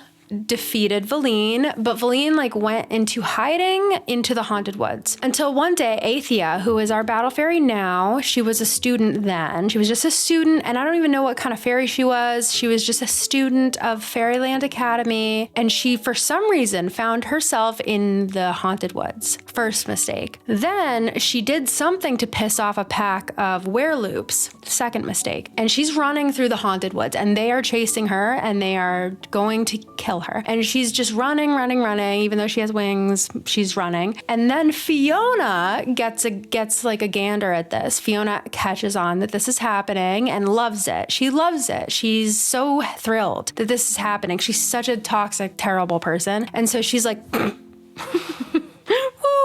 And so she flies up and Aethia is like, oh my God, please fairy, like help me, like, oh my God. And she's like, yeah, no, I'm like here to make it worse. So what I'm gonna do is also chase you. But since I'm a sadistic, crazy, terrible bitch, I'm going to like give you a head start and then I'm gonna chase you and then I'm gonna kill you. And the wereloops, like they're also like still gonna chase you. So better get going. And Aethia's like, and so she's running and she's definitely fucked. Like she totally is. And then as if it couldn't get any worse, she does actually end up in a bog.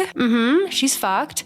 She is going to die at this point. There's just really no hope for her. She gets stuck in the mud. Girl, she like cannot catch a break. And then she's crying and she's like, what have I done? What have I done? And I'm asking the same question, like, what have you done? Why did you get yourself in this situation? Not to victim blame, but I just wonder why she was near the haunted woods. Like what happened? What led her to do that? Why isn't she flying at any point? And then she actually ends up, because you remember Valine, and she like fled into the haunted woods. Well, she hears this whole commotion. She sees that Fiona is involved and she's like, what's up, girl? Like, are you running from Fiona currently? Like, would you maybe like some help? And she's like, oh my God, yes, please help me. And so Valine, see, the thing about the battle fairy, I guess, is that it's like a state of being more than it is a person, you know? There's not like one battle fairy, but the battle fairy is like a title. It's like a job. But it's also a type of fairy, but you like pass it on, but you have to be worthy of it. So she's like,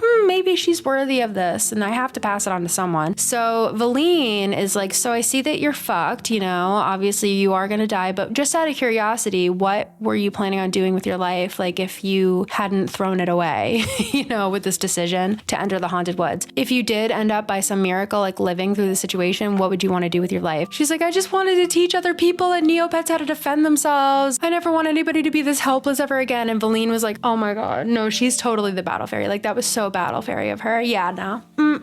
That's it. Like you get to be the battle fairy now, bitch. That means that you are a fairy who can battle. And also here's the swords of fire and ice. I did fail. I am a failure, but you might not be. Let's see what you can do with these two swords that apparently are very hard to wield. And so Aethia takes them and she actually is able to wield them. And so she goes and she fights Fiona and the wereloops and she defeats them. And then she goes back to Faerieland and she's like, Fyora, I did a thing. So Fyora makes her the general of her fairy army and all that. And so now she like runs the weapons shop and she's the general of the fairy army and she's the battle fairy. She gives great quests, of course. She gives you like a couple different random stat boosts of like a couple different points, which is really cool. And she's just basically like a boss bitch Mortal Kombat character, honestly. One cool thing about Aethia also is that she has a battle Eerie that she rides into battle. Yeah, and he's like one of those Eries that Neopets is weird. Have we ever talked about that? They have like weird dynamics with things. Like obviously it's weird that we have Neopets that are our pets that we are responsible for feeding, and they actually have no agency and cannot go and get food on their own if we don't feed them or put them in the Neo Lodge. That is an aspect of Neopets, but also an aspect of Neopets is this, like them, like nobody's feeding them. They are feeding us. They are hot and capable, and they are like citizens of a society that is different. It's a different like alternate I don't know. Is it an alternate reality? Are there some Neopets that are like that, and then some Neopets that need to be cared for by us? Like, so you know, it's weird. It is weird. But anyway, back to Aethia. Like she does have a steed, like a noble steed. Like for example, when Meridel went and saddled up on these unis to go and steal the orb from Dargan Citadel, like the knights and shit, they saddled up on unis. These unis, like what are they, second-class citizens? Like why do they have to be the steed, you know? Like, and then you know what? Honestly, they did approach it pretty well in the Lost Desert plot. Like here I go. That is the plot with Nabil and Jazin. I love this one. Jazin's a piece of shit, but it's fine. And his bestie actually is the Night Steed, who is a uni, and that's like his bestie. And they talk, and they like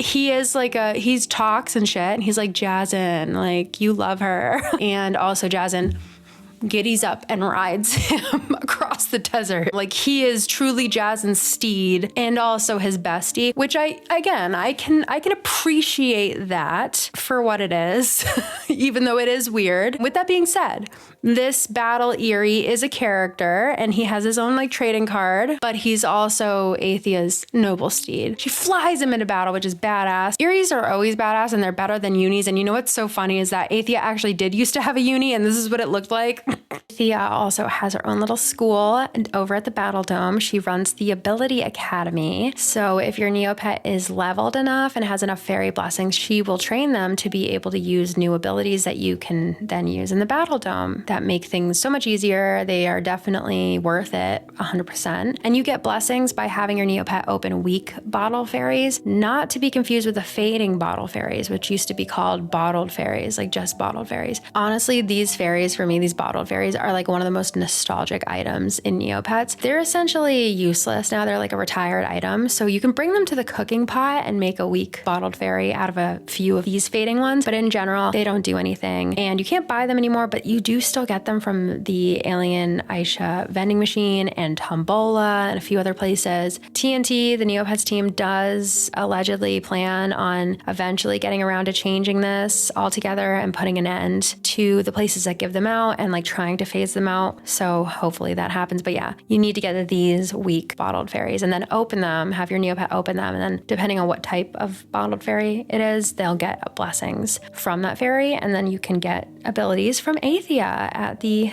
Ability Academy. Next, we have everybody's favorite fairy quest fairy, Miss Naia. Technically, Naia is like a water fairy, but she's not. I think she's like become something else. I really do. She is the fountain fairy. That's like what everybody calls her. That's what she calls herself. That's what they call her, even though she is technically like a water fairy, like because she's the mermaid. But unlike other water fairies, she has like turquoise streaks in her hair. Okay, and it's different. And she has like this jewel thing on her head, this turquoise jewel thing on her head, and her hair is way bigger, and she's got them crazy blue Miley Cyrus eyes. Like I'm literally shaking. Please buy her brown contacts. Anyway, yeah, there is a difference. Even if it's only socially, like I feel like she was a water fairy, but she was given this incredibly important task and she like turned into the fountain fairy, and that's what everybody calls her. So you know what? That's what she is. Like other fairies get to turn into other types of fucking weird, random, specific fairies. So Naia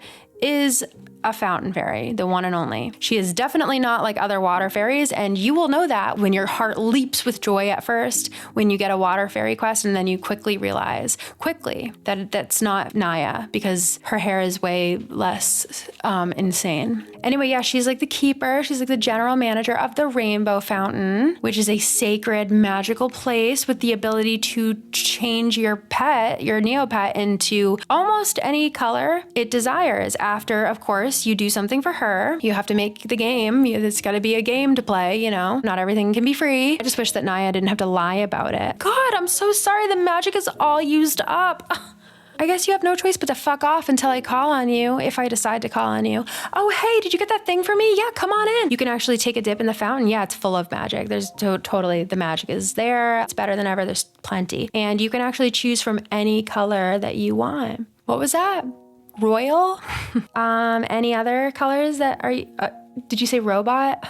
So, what about any other color than those two? Magma?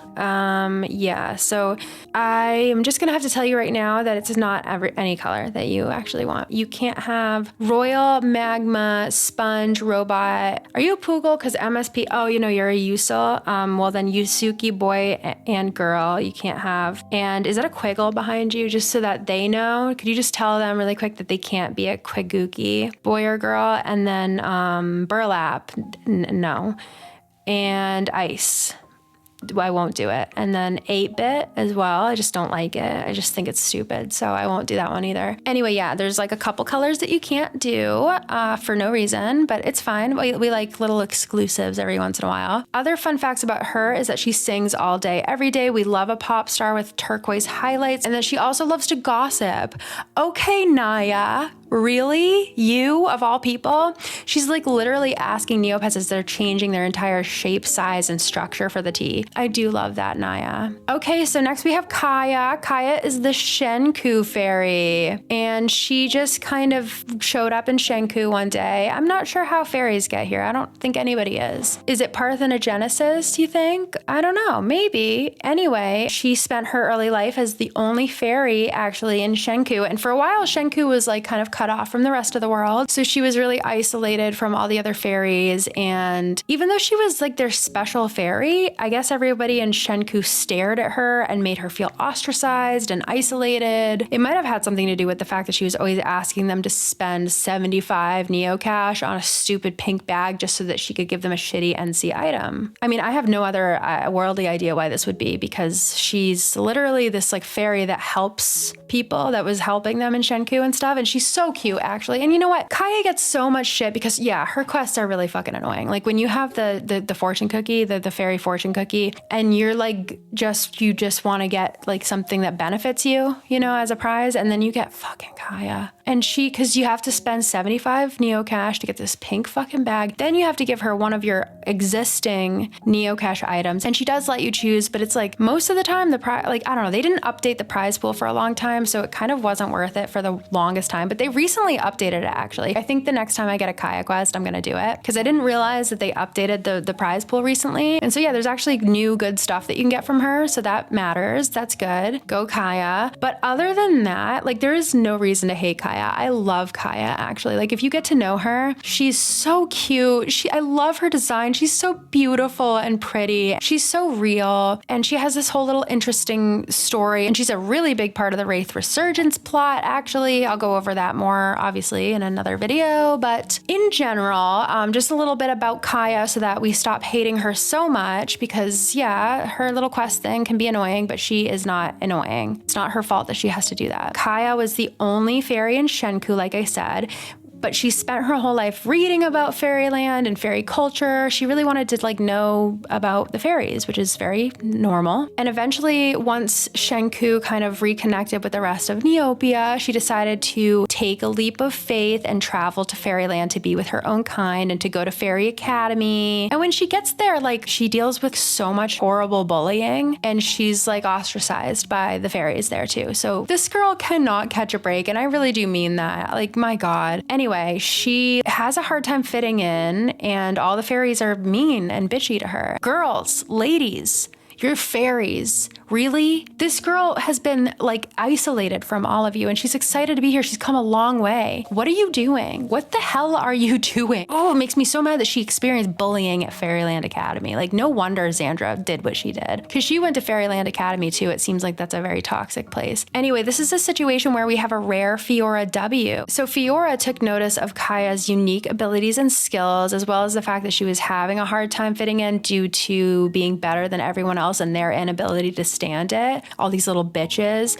And so they were so jealous. And Fyora, actually, in her endless wealth, ended up giving Kaia a bunch of like super rare, expensive books and actually would take her and do like private tutoring lessons and teach her all this cool, exclusive fairy knowledge and like all these moves and stuff just to ensure that her classmates would hate her even more. And it did make Kaia happy to surpass her haters, as it should. And so during these like special little tutoring lessons with Fyora and stuff, she actually ended up uncovering that she had the special ability of future sight because she was training with Fyora and then she was like, Fyora, there's like a fire in the library right now. Fyora was like, what?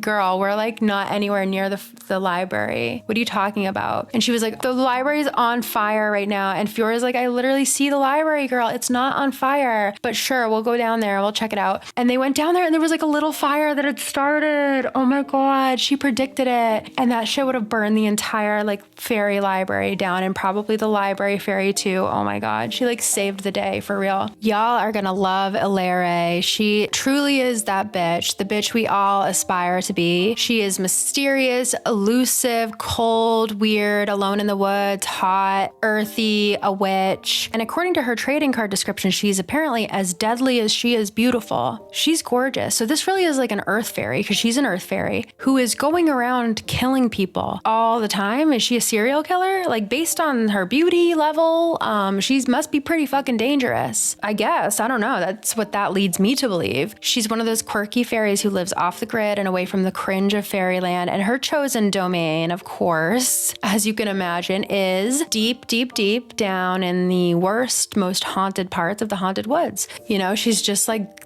out there glaring through the trees, being a creepy ass bitch for no one to see. And even though she is apparently insanely dangerous, she's not downright evil and like murderous to anyone. She's probably just super dangerous to those who deserve it, which is very slay of her. And we know this due to her role in the Tale of Woe plot. Can't wait to talk to you about that one. She actually does help out poor little Sophie, cute little Sophie. Oh, Sophie. Her as a baby, like when she was a cute little girl, like a 5-year-old, she was so cute. I would have done the same thing. So, Ilere saw her in the woods with her idiot brother, not Bruno, the other idiot brother, Reginald. They were trying to flee the town. This shit was going down in the town of Neopets. Poor Sophie was like the only like innocent party in that entire mess. And Reginald was trying to get her out of there. And Ilere comes through and she actually decides to just totally take Sophie and like take her away from the town. Didn't do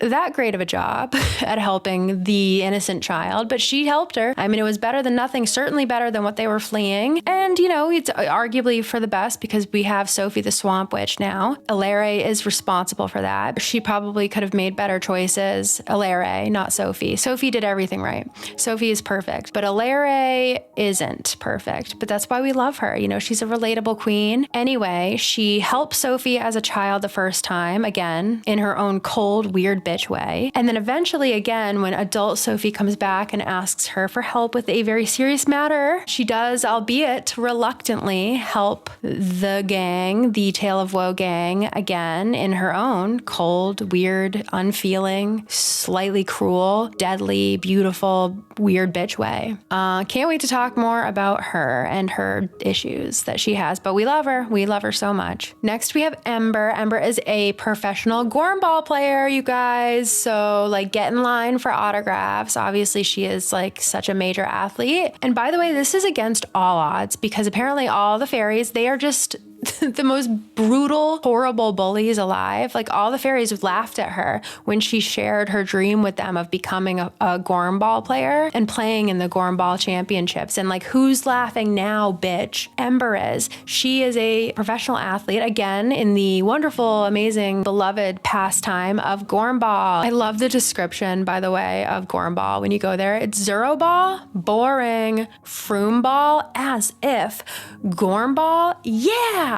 Love that. Anyway, gourmball is basically this like, it's kind of like hot potato. I think it's just that you pass around this gourmball and the gourmball is a thing that like explodes on someone eventually and you have to sit out if it explodes on you, I think. Anyway, look at her now, bitches, bullies. She is a professional, famous athlete, and the haters can't stand it. Good for Ember. Big Ember fan over here. Honestly, love you, girl. Never let the fear of striking out keep you from playing the game. It's got to be one of my favorite Ember quotes. She said that. She said that before anybody else said it. All right, let's talk about baelia. Baelia is our gray fairy, and I know I did discuss like the concept of gray fairies up there, but baelia is like an actual individual gray fairy, and we do at least know how she became a gray fairy. It does seem like, I don't want to jump to conclusions or anything, but it does seem like, you know, being gray seems to be like it might be a big thing in the upcoming plot.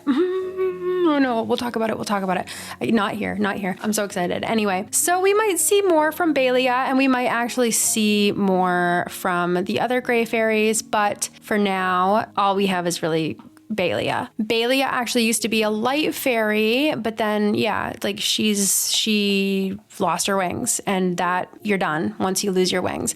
But you're not, actually, because she really made the most of it. I mean, look at her. She looks amazing. She's just so cute. She seems to be hopeful, even though she really prides herself as being like this pathetic, miserable creature. But she seems to have this like always this little air of hope around her, and her little like feathery wings. Oh, Baelia, sweetheart. Like she really is so effortlessly gorgeous, honestly. She's always just sitting there in her little black dress.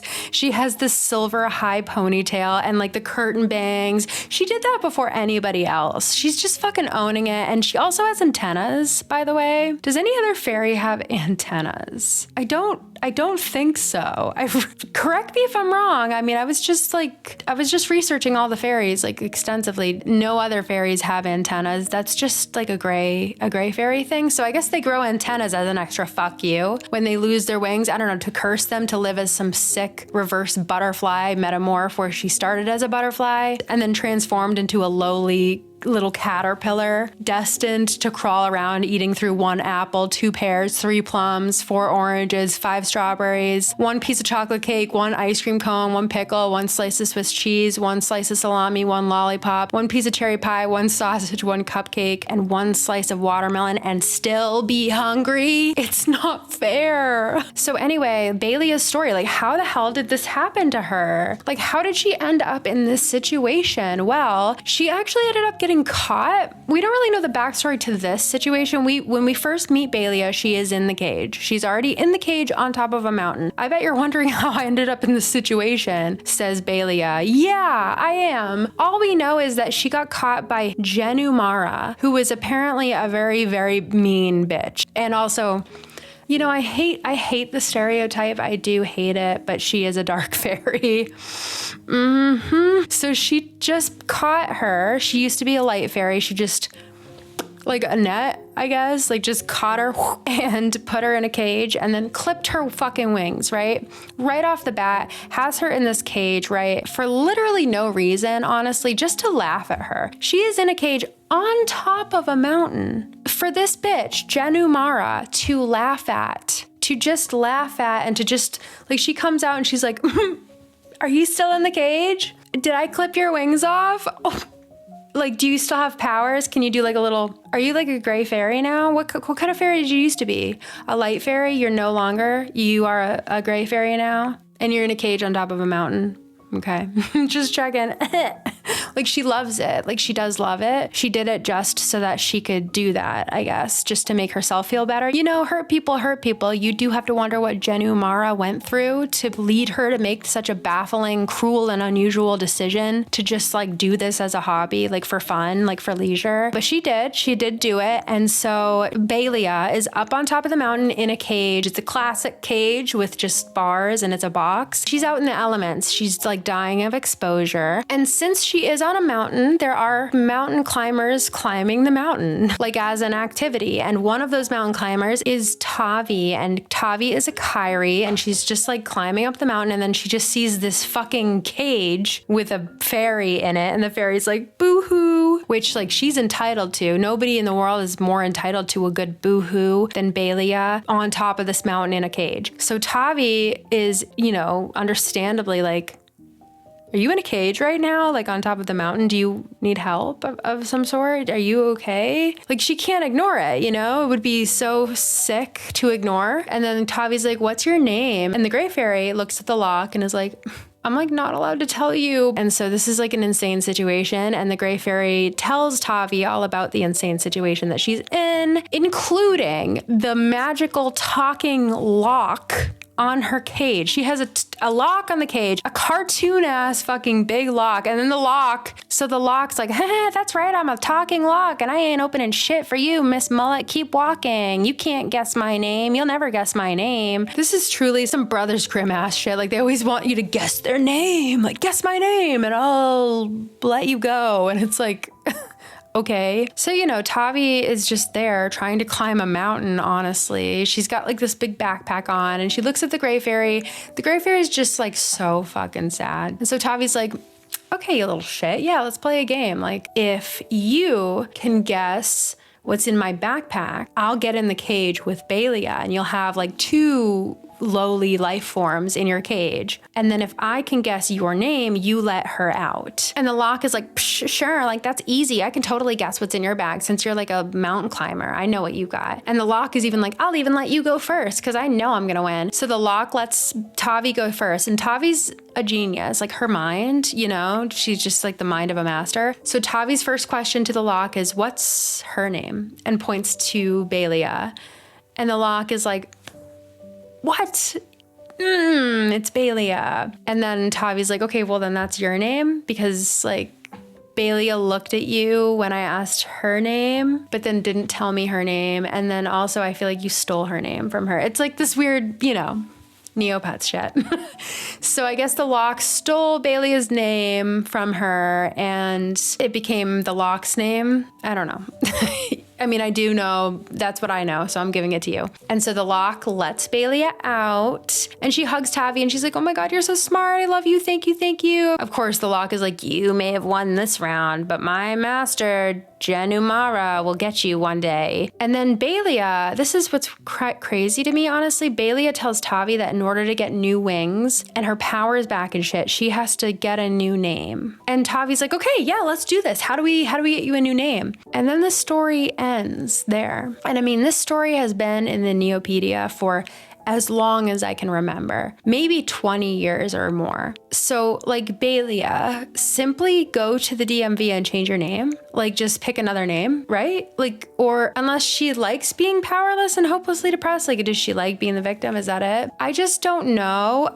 But then again, maybe when it comes to fairies, like there is this crazy, huge, insane process for getting a new name and it's not that easy. Maybe they have to like earn it or something and she hasn't earned it, which would be crazy because I mean, I don't know. I just feel like she's always sitting with all these other gray Neopets, like comforting them. And she seems to be doing good work. So like, what do you want from her? Like give this bitch a new name if she wants it. If she doesn't, if she like loves rocking the gray thing, then good, great. Honestly, at this point, I would be devastated if she wasn't the gray fairy anymore, Baelia. You know, I would just be so sad because I love her and I love her aesthetic. But also like it might be interesting to see her not be the gray fairy anymore. I don't know. I just don't know. But yeah, she just said that there was a fix, that there was a solution but there's never been a solution. She's still the gray fairy, which is fine. I'm cool with it, honestly. I'm cool with her being the most pathetic creature in Neopia, at least for now. Okay, now we're gonna talk about luxinia. I know, I'm so excited. No, you have to sit down, okay? Okay, here we go. You guys really have to know this bitch because there's some startling information that I've uncovered. I cannot wait, like this is not an ad. This is not sponsored. With what I have found, I literally am chomping at the bit to play the Fairies Hope like app now. You know, I'm not like crazy about match 3 games, honestly. I like them. I'm kind of getting more into Destructo Match lately. Is that a match 3 game? I don't think it is. I don't, maybe it is. I don't know. I've been trying to get like the high score with Destructo Match. I just got the avatar actually. So I'm like, oh my God, yeah, I'm gonna love this game. But really what I want is the plot because after digging into it for this video, I can't wait. Because there's actually some shit going on up there in New Fairyland. Let's go back to New Fairyland. So Luxinia is the mayor of New Fairyland. That's right, because even though she alone built it from the ground up with her bare hands, Fyora just can't let anybody else be queen, can she? I don't know. I mean, I don't know how the system works. I'm sure that would be actually kind of weird if there was like 2 queens. I probably get it, but I just prefer to be angry at Fyora. Anyway, Luxinia, as we talked about, was trapped in her house, in a rock, in a crystal. What the hell? How did that happen? She was up there since year 12. And upon being discovered by Varia, the fairy Shoiru, who was flying and she, I guess, crashed into her house. Didn't see it there, but it's okay because she's the bomb. Love your bomb. I love your bomb, girl. I will never miss an opportunity to talk up this fucking bomb, dude. Get you one of these before the plot starts. I'm telling you, that's a hot tip from me to you. Get you one of these for the plot. Varia went and told Fyora. I already went over this. They found her. They were like, oh my God, there's a girl in here. There was indeed a girl in there. She's traumatized. And so she decided to stay up there and build faerie again. Yes, like a second faerie, new faerie. Even though it's going to be up in the sky where the old faerie was, this is the new faerie. The old faerie is in a ditch. We went over this. So briefly touched upon this. At first, Luxinia is just completely just doesn't remember shit. But slowly she's learning more about herself, and most of it is through actually digging through her shit. So she's finding little pictures and stuff and like books and little remnants of her life. She discovered, for example, that she used to work at the Faerieland Employment Agency. So now Tia lives up there, Varia lives up there, and then Joret, he's a loop chef and he lives up there too. He like cooks for them. That's her little friend group, but you know, her friend group before the accident, before year 12 was interesting. I did mention that. Yeah, she's been kind of trifling through her things, trying to find pieces of her past life, clues as to why she might have been left up there. Like, did somebody put her up there? Was that on purpose? Was that an accident? And then she found a picture dated year 12 and it was her next to someone, but the picture was damaged. And she was like, oh my God, so I found this picture of me with somebody and I just cannot make out who that is, but that must have been my bestie, right? Like, here I am with them and like, this is clearly my best friend in the world, but I just cannot make out who this is. See if you can make out who it is.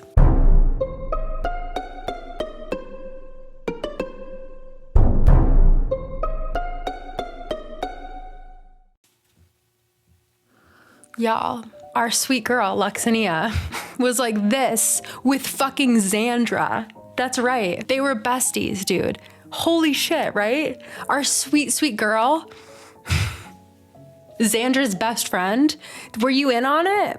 Did you know? Did you know she was going to do it? Did she tell you? Did she indicate it at all? Were there any warning signs? Is there any indication at all that she was capable of this? Oh my God. Fyora, have you walked her through the garden yet? I was fucking floored by that, honestly. I just did not see that coming because when you get to know Luxinia, like she is such a, I mean, she's pretty feisty, honestly. She is, you know, she's like a go-getter. She's a boss bitch, honestly. You know, she's up there toiling away and she's definitely not like this meek little thing. But she is also just such a, you know, she's a light fairy. She's such a light fairy where she's just like, yeah, let's do the right thing at all times, everybody. Let's just do the right thing, you know? And if anybody was going to be friends with Xandra, you would think it would be a dark fairy or something. But like a light fairy, like those are like the upholders of fairy law of the utmost degree. And Xandra famously is like a fairy killer, honestly. I think some fairies died during that. Like notorious fairy hater and possibly fairy killer was besties with this bitch. What did Luxinia do to gain Xandra's favor? What was that? And like Xandra clearly, I mean, this is all just speculation at this point, but like, come on, put the pieces together. Xandra clearly put her in this little gem and like kept her up there to protect her from this, because Xandra's plan was not to get turned to stone by her own magic and Hanso's brilliance, honestly. Her plan was to like keep fucking up the fairies' whole life and like destroy them. You know, she turned them all to stone, but then she fell Faerieland, and then she was going to keep on just being like a fairy eradicator. And so clearly she put Luxinia up there to preserve her, to like protect her from that. She didn't turn her ass to stone. She put her in this little like chrysalis thing. And I think that means that she was going to go get her ass up. So like, was Luxinia in on it? Because if they were friends, right? But if Luxinia was also like a active and supportive member of fairy society, you know, Xandra, she was very smart. You can see her here being smart with the glasses and stuff. She was very smart. And so it's not like she didn't consider that like maybe Luxinia will be mad at me if I do this and tell her after I do it, you know, but maybe she did. Maybe she was like, well, you know, it's better to ask for forgiveness than permission. Like, I just wonder if she told, because why wasn't Luxinia at the fairy festival? No. But Luxinia did make something for the fairy festival because she found it rotting in her house. Hey, don't go to the fairy festival. you know, just click. Did she like give her a heads up? And then if so, did Luxinia not tell anybody and like just didn't go? Like, why wasn't she there when everybody else got turned to stone? Because everybody's wondering that too. They were like, girl, what? Like, why are you still up here? Why was Luxinia in her house? Unless Xandra put her in the chrysalis before the fairy festival, you know what I mean? Before she even had the chance to leave. Because again, there was some evidence that she was planning on going to the fairy festival. So I just really wonder. This is just crazy. And it's just crazy that Xandra was like protective of Luxinia and like loved her, because she hates fairies. She fucking hates them. But apparently she is the only exception. I don't know, like she just loves her, I guess. That was crazy to me. I just hope we get to hear from Xandra more on that, because Luxinia has not gotten her memories back yet. You know, even if you tell her, like, I want to approach her about it so bad. I want to be like, Luxinia, baby girl, that's Xandra. Did they tell you about Xandra? You're besties with her. That's the bitch who did this, who did all this. The old Faeryland thing, that's her. That's her doing, girlie. Baby girl, princess. Like, explain this now. You if you don't remember, you're gonna have to start fucking remembering, because we need answers.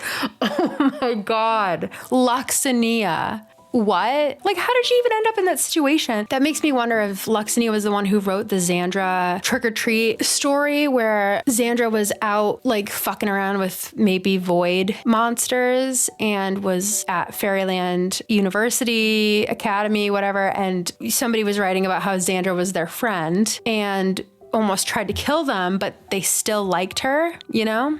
And I just assumed in my mind that was another Neopet, but maybe it was Luxinia who was out there, because Luxinia is the type of girl who would fucking do that, honestly. She's not stupid. She's just the type of like trusting, beautiful soul who would go out there in the woods with Xandra and almost get killed by her. And if you never read it, so basically it was this prompt from Fairyland Academy to write about a friend. And this person was like, I don't have a whole lot of friends, but I recently started hanging out with this girl named Xandra, and she's interesting. Like, she's really, really talented, honestly. I'm not very good at school, honestly, but she is. And there was these disappearances that started happening, which I don't know. I know as much as you do about the disappearances in that regard. But she's like, I shouldn't have been outside anyway. But then Xandra was out there, and she's in some of my classes, and she had me come out in the woods with her. And then she started doing this spell, and she started like levitating all of these objects. And then this like void creature of some sort, this horrible,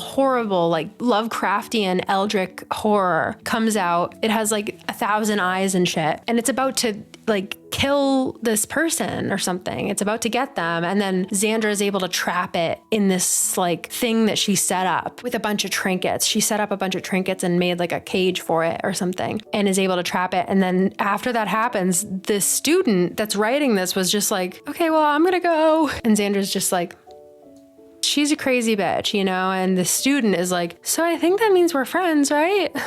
Anyway, I can't wait to see where Xandra takes her amazing abilities. I can't wait to see what she does next. You know, I don't know who that is. And I'm not saying it was Luxinia, but then again, maybe it was, you know? Hopefully we get a lot more on her, because Luxie, you got some splaining to do. Next, we have Cassandia. Cassandia is funny. She's silly. She's crazy. She is an air fairy, and she's very clumsy and timid. That's how she's always described. And she actually like discovered Hassies, the pet, and she brought them all of them, the entire population, I think, to Fairyland. And the thing about Hassies is that they love to eat. They eat everything in sight. They just nonstop are eating. So they just started like eating everything in Fairyland. So they were like, they're so detrimental to the environment that Fyora was like, we literally have to put them, like we have to place them all. Like we cannot have a population of these. These are so destructive. They suck. Like we need to put like one or two on each continent, honestly, because they're that destructive apparently. And just as they were discussing it, I guess, because again, Cassandia is very clumsy. She just doesn't really think. She put them all on one cloud, which isn't a good idea because clouds are clouds, and the cloud like couldn't support their weight, and so they all fell through and into the ocean. Yeah. Thankfully, the Hassies actually washed up on Mystery Island and started eating all their food. That's where like Hassie Bounce, the game, came from. That's why they're getting donut fruits. Woogie and Jimmy, they like stayed and they created one of my favorite games. Honestly, I love Hassie Bounce. And then Cassandia took the rest of them to the pet shop in Neopia Central to get adopted. And I love Hassies. Hassies are so cute, but apparently they're like a disaster to the environment. They're like a terrible invasive species, I guess. Yeah, she just loves pets, but she tries her best, but she also is so clumsy. She's just really clumsy. That's her, but we love her, you know? And yeah, I guess she's in the game Fairies Folly, where she's just dropping pets all the time. She just always drops them. So get your shit together, girly. Stop dropping pets. Just simply stop dropping pets, please. Just simply get it together. I'm clumsy too, I get it, but like I don't drop animals, so, you know, no excuses. Love her though, love her, honestly. She's so quirky. She's so crazy. Anyway, next up on the list is the tooth fairy. There are a couple of fairies who don't have a name. So, you know, just like first name tooth, last name fairy. You know what I mean? You know her, you love her. She's the tooth fairy. Like she needs no introduction. She needs no name, you know, I guess. Literally the same tooth fairy I'm assuming that you may have been compensated by in exchange for your deciduous teeth many years ago. Yes, indeed. Yes, it's true. I will never forget my second tooth that I ever lost. I was on a bike and I was riding the bike and I rode it through like this gravel that was white. And so it looked like little teeth, right? And I rode it through the gravel and then I fell off my bike and I lost my tooth in the sea of little white pebbles. This is a true story. And I was fucking distraught. I was freaking out. And this is a core memory. I was probably 5 or 6 years old and I was like, ah! And I remember my dad on his hands and knees trying to help me find my tooth. And we were looking through it. I lost my tooth. There's blood all over my face. Ah! My dad's like, it's okay. We can get you in the house. And I was like, I am not leaving this spot without my tooth because the tooth fairy, like I need to cash out for this. Like the tooth fairy is not going to give me shit for my tooth if I don't fucking have it. I was freaking out trying to find my tooth. And I was like on my hands and knees looking through, like, what are the odds of that I crashed my bike and it was like these gravel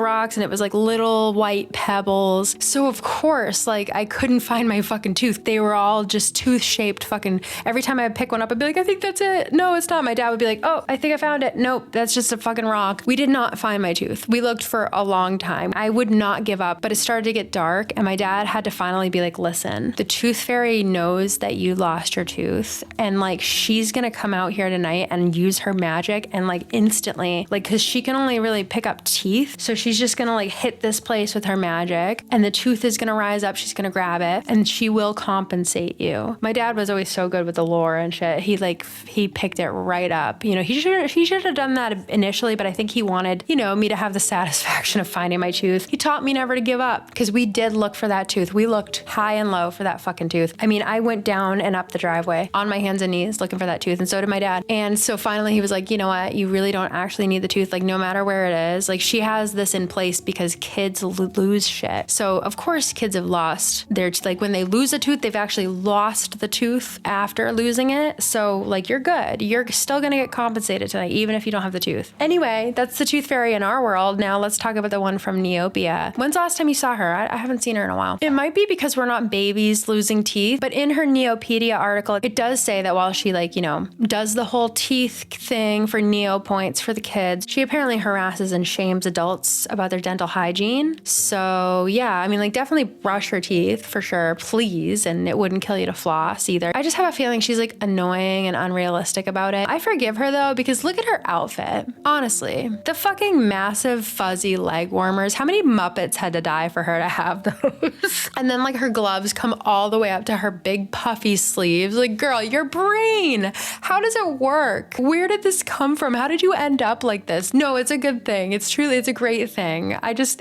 feel like there's no one else out there like you who's thinking like you right now in this day and age. Another great thing about her, I'm going to read from her Neopedia article right now, is that she has no shame and fears no bitch when it comes to pushing the tooth agenda. Here's a quote. The other fairies are impressed by her dedication, though some were a bit aghast when she confronted Queen Fyora about her brushing habits. Fyora, girl, you don't brush your teeth?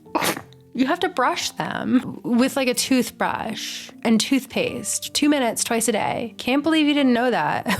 Do you think they're like veneers or like implants? Next, we have our darling girl, Miss Library, Miss Library Fairy. Let's get this bitch a name too. Her entire personality is books. She's such a nerd, you guys. She's just like so bookish. She's such a dork. She's such a nerd, such a bookworm, honestly, just so brilliant, smart, and intelligent. But she really is. No, like she knows everything about Neopia. She can like recall all the history of Neopia right then and there. I wish I had her working on this video with me. She's the host of the crossword puzzle. You know, you walk in to do a crossword puzzle at Neopets and she's like, hey, what's up? That's her. Like, she's like, here you go. And she like sits there and makes sure you don't cheat and times you and gives you an avatar and stuff. She's the librarian up there and down there in Faerieland in the ditch. And then with her like little doll, her little library fairy doll, it says that she makes up her own books when she runs out of things to read. Same, girl. I'm always constantly, I can't lay down my head at night without making up my own book in my brain because my brain needs something even when I'm about to fall asleep. It's crazy. I get her. I get you, library fairy. I love you, girl. Love her. And then to complete our trio of nameless icons, we have Soup, the soup fairy. Yeah, just Soup, I guess. Is that her name?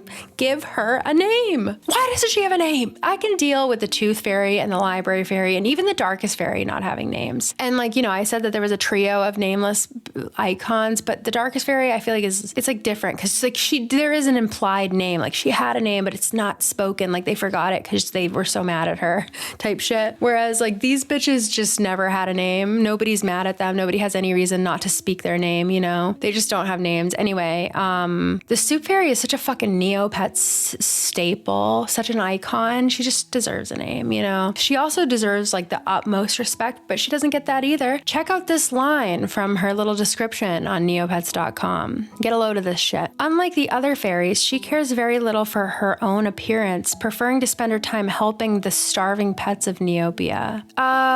What's that supposed to mean? Are you calling her ugly? Did you write this, Fyora? Is it because you're jealous? Because let's get one thing straight. Yeah, Miss Soup, she's a simple girl. She's the girl next door, honestly. But she is so effortlessly, absolutely, blindingly, stunningly, naturally beautiful that I can't even imagine uttering such a blasphemous statement. She cares little about her appearance because she doesn't have to. She woke up like this. I am so sick of the slander that our Lord and Savior Soup Marie Fairy has to put up with on a daily basis when she's out here waking up at 4 a.m. working round the clock to feed the poor. And that's like her entire shtick. That's her life's work. That's what she does. She runs a non-profit soup kitchen that gives out free, delicious, nutritious meals to hungry Neopets that she literally kisses on the forehead one by one as she fills their bowls. No, literally, that's what it says. Like she fills their bowls and then she's like, mwah, mwah. Like every single one gets a fucking kiss on the forehead from her. An angel, just an angel. She's not a fairy. Those wings back there, yeah, you might think that she's a fairy, but she's actually an angel. Okay, did it hurt when you fell from heaven? Like seriously. So yeah, she gives them a big bowl of soup, a little kiss on the forehead, and then she sends them on their way. Just kidding. She doesn't send them on their way actually, because if they don't have a place to stay, she also runs a shelter for destitute Neopets. That's right. And will also, and I quote, give any pet she comes across who is malnourished free food and a warm bed until they are ready to brave the world. And when you get her quest, she only asks for smoothies, which are super easy and cheap and like always in stock, honestly, almost. And then she gives you like several stat boosts as a reward for her quest. She's like one of the best you can get. I love you, Soup. All right, next we got to talk about Eithne. Oh, she's really not a good person. Just not a good person. She's a fire fairy, actually, which is interesting because usually the evil ones are dark. Her how to draw summary is so funny. I just want to start there. It says incredibly shrewd and pretty too. Eithne is a fire fairy who is dangerous to mess with. Just said it better than I ever could, honestly. It's been like multiple times now that she's conspired against Neopia randomly out of sheer boredom just to hurt people and cause massive, major issues. She likes to team up with her bae, Turakapek, who is like this evil shaman to try to destroy shit and summon big monsters. We'll go over it. Anyway, she's just complete and utter drama, honestly, who will do literally anything for a crumb of attention and pretty too. Speaking of pretty too, next we have Drakara. Not a lot is known yet about this hot, mean, evil slay queen, except for she appears to be a model of some sort. Just so gorgeous and so mean. She's literally like bullying me right now with this picture, honestly. Like I feel bullied by this just with her eyes alone. It's insane, honestly, the power that she has. Also, she has feathers. That's not normal. At all. The only other fairies who have feathers are gray fairies and then taelia randomly. Just interesting to know.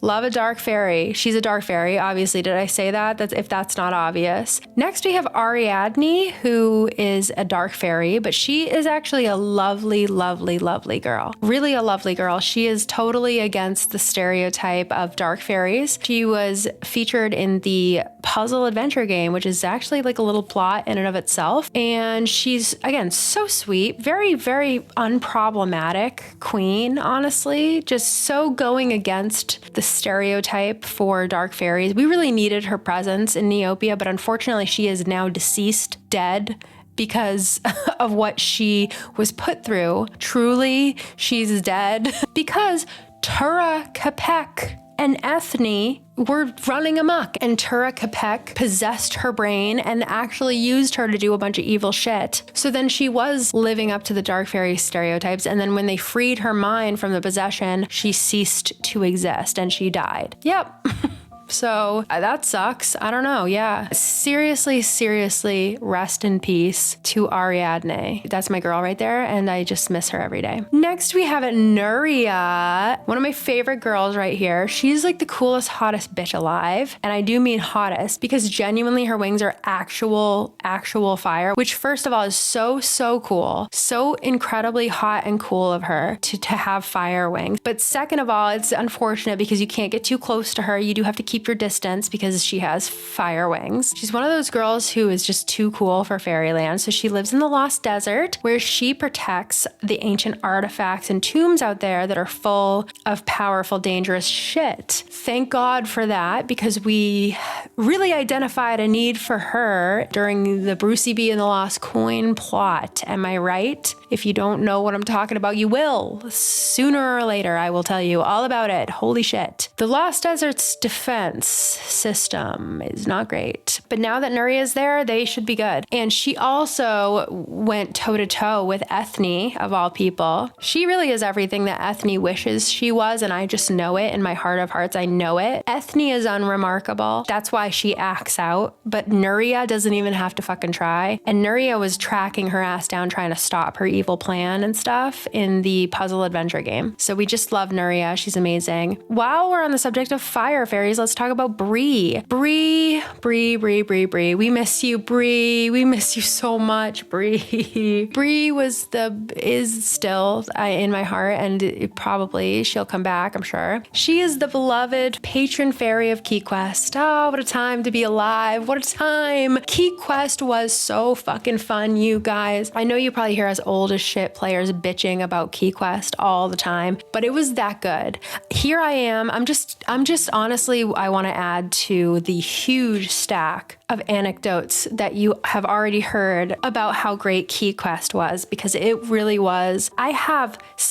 There was something imbued in that game that was like maybe nefarious. Like it is seared into my memory. It is fucking seared. God, that stupid shitty little 3D board and my dumb smiling little Poogle token moving across the board and the little like, you have collected a white key pop up. That shit will forever be branded in my brain. It was so fun. You had to like go around and collect all the keys, and then you get to the end and you unlock it, and like, oh, it was so fun. It is so powerful. Bree, please, Neopia needs you now more than ever. Now let's talk about Briana. Briana is an air fairy. Oh, Briana, there was big plans for you, sweet girl, wasn't there? And there may be still someday, maybe. Briana, if you're wondering why you've never heard of her or seen her, she's the resident fairy of a popular vacation destination called Lutari Island. Yeah. Our girl Briana, she's currently caught in the Lutari Island storm, the Lutari Island limbo, if you will, like the rest of it. But I have hope that we'll see her again someday and that she'll have her moment to shine. She apparently gave out quests and stuff down there, and she was just, yeah, like the Lutari Island fairy. So maybe we will see her again, maybe not. Who knows? Let's talk about ambition. Ambition. Where's my husband? What did you do with him?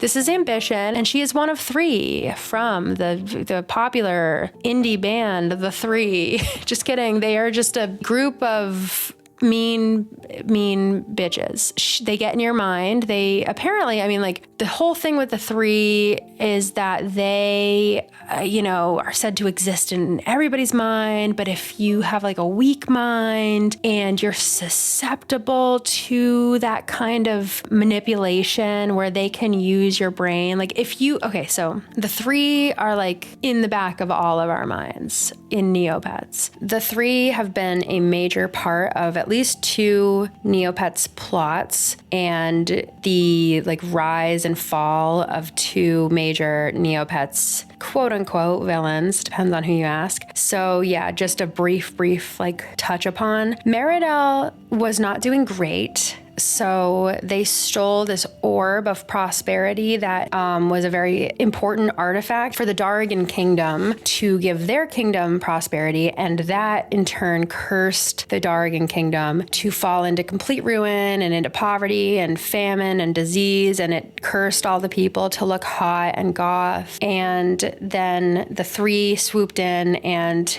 influenced Lord Dargan to not only try to take their orb back that was stolen from them, but also they ended up getting into his head majorly to the point where he actually wanted to just take over the whole entire planet. So that was crazy. And then the second time they showed their ugly, disgusting faces was when they influenced Lord...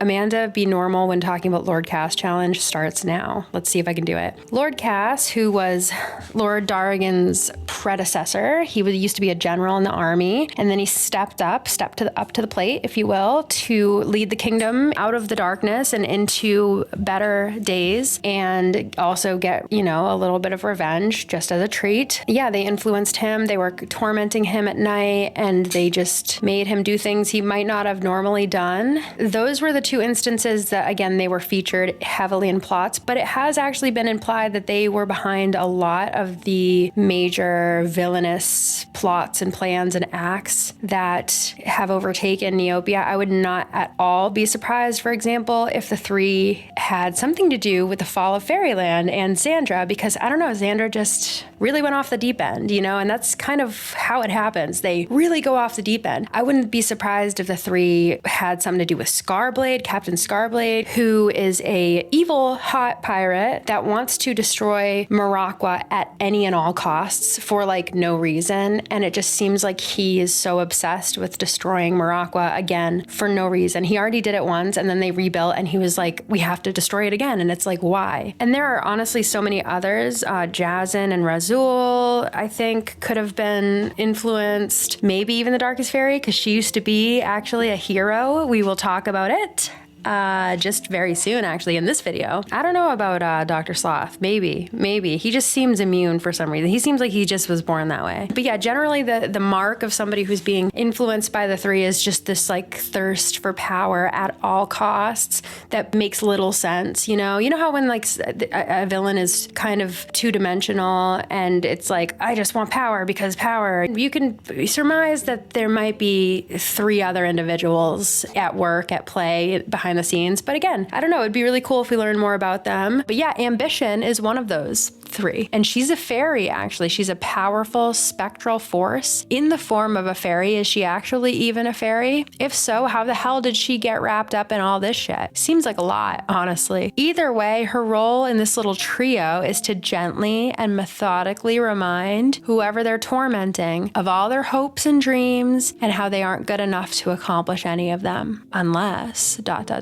You know, where's my husband ambition? Where is he? Just tell me, just like tell me where he is and then send me there. That's all I ask. I'm not asking for a lot, just that. Anyway, moving on, we've got the drenched, some more bad baddies, and I do mean bad. These are 3 sisters and they're evil water fairies. I know, so rare to see that. And although they are water fairies, they don't exactly enjoy a good book or healing their fellow Neopians. These bitches are essentially sirens, and they love nothing more than to drag sailors down to their death, or better yet, bring them to their little underwater cave where there's like an air pocket and they can torment them for a while before eventually killing them. Shout out to Jacques. You can expect to learn more about these lovely ladies in my complete overview of the Curse of Morocco plot, coming to a YouTube near you soon-ish. And now we've got a dark fairy who is actually such a gem, such a sweetheart. Just like those drenched back there were such a subversion of the normal water fairy. So is Delina, the dark fairy. She is just a treasure, honestly. Because yeah, just like there are evil fairies that aren't dark, there also exist dark fairies that aren't complete shitheads. Delina is literally the furthest thing from evil. She is literally our craft fairy. She couldn't be more dorky and harmless.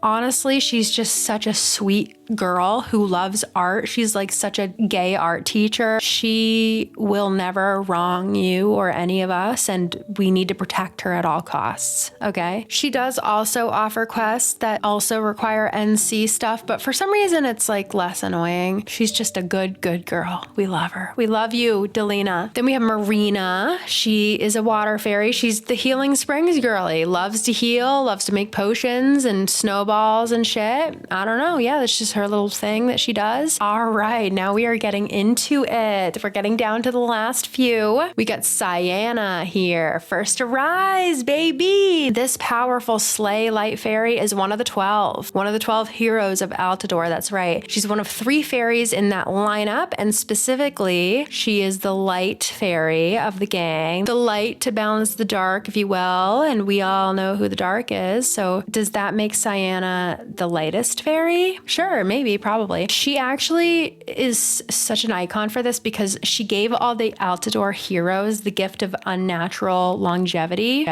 which is why they're all still alive and aging like fine, sexy wine. That's right. That explains that. She has a pet Alibris too that she raised from birth named Allie, which is really cute. I love it when the girlies have a pet, you know. Next we have Psellia. She's another fairy who's one of the 12, and she is an air fairy who loves to meddle in things that are none of her business, such as the battle for Meridel, for example, where she chose sides. Not allowed to do that, by the way, fairies. I think, maybe, I don't know actually if there's a rule against that, but like why wouldn't they be allowed to choose sides? I don't know, but she chose wrong. She like specifically got rid of the clouds that were going to make it harder for Meridel's skeleton forces to storm the citadel, you know, made it a little easier for them. She gave Meridel a bright sunny day for which to attack the very place that they initially showed up to steal the orb so many years prior. Breathe, Amanda, breathe. This is the fairies video, not the Lord Casted Nothing Wrong video. Breathe. Yeah, she like manipulated the weather in favor of Meridel. Just seems like such a shitty thing to do. Apparently, according to Celia, no one is allowed to stick up for themselves.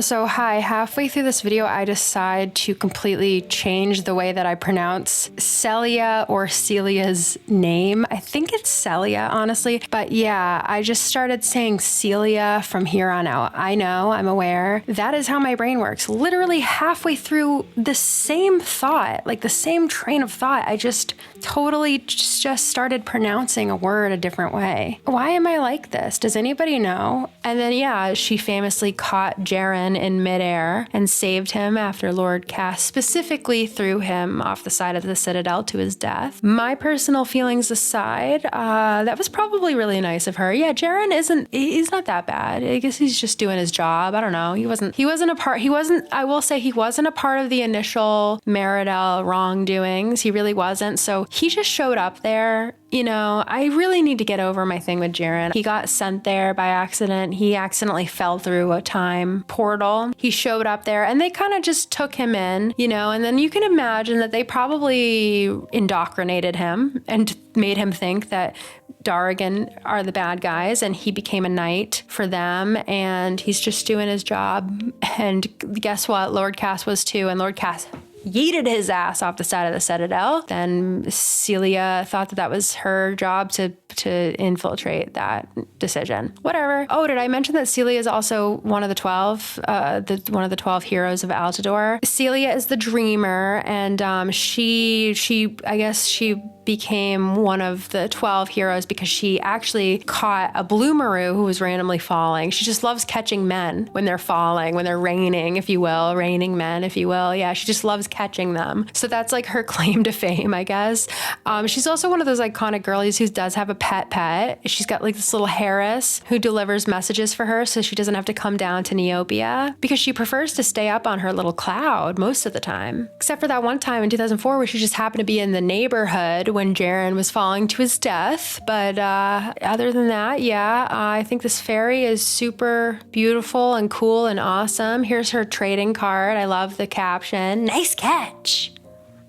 All right, you guys know who's next. The sleeper, aka the betrayer, aka the love of my life, the meanest bitch you know, the baddest, the cruelest, the evilest, the darkest. It's her. My favorite nameless icon of all time is the darkest fairy. I find it insanely iconic that she was one of the 12 heroes of Altador. I really do. Like the fucking betrayal of that. The fact that she literally had a statue in the Hall of Heroes and is one of the worst, most ruthless, brutal, dangerous, horrible Neopian villains of all time. That is amazing. It's so bad of her. She's so bad she literally got her own PlayStation game.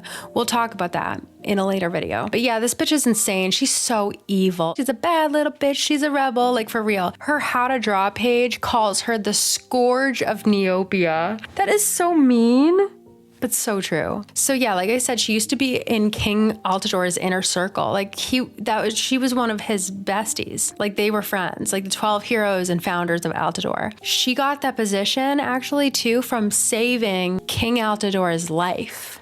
Yep. And I mean, hey, nobody is immune to this man. She knew that a face like that couldn't go to waste.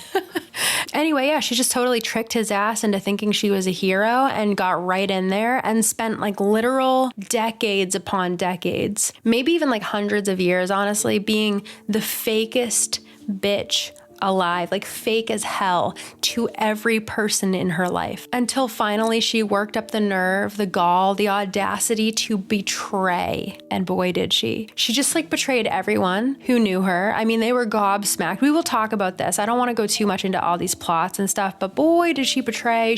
Oh girl, what were you thinking? She like just really tried to take over everything. You know, her first evil plan got thwarted, as evil plans do, and Miss Jhudora, as well as Fyora, they set up this like orb thing, and then they turned her into a statue and put her at the bottom of the sea in Morocco for 1,000 years. So mean of them. And you know, yeah, she really lived up to her name as the sleeper. This girl can wait. I mean, she had no choice but to wait, but still, she waited down there and bided her time. And by bided her time, I mean she was literally turned into a statue. She had no choice. She did get awakened again. She said it was time to take over again. She tried to take over Meridel. She went right for King Scarl. My girl!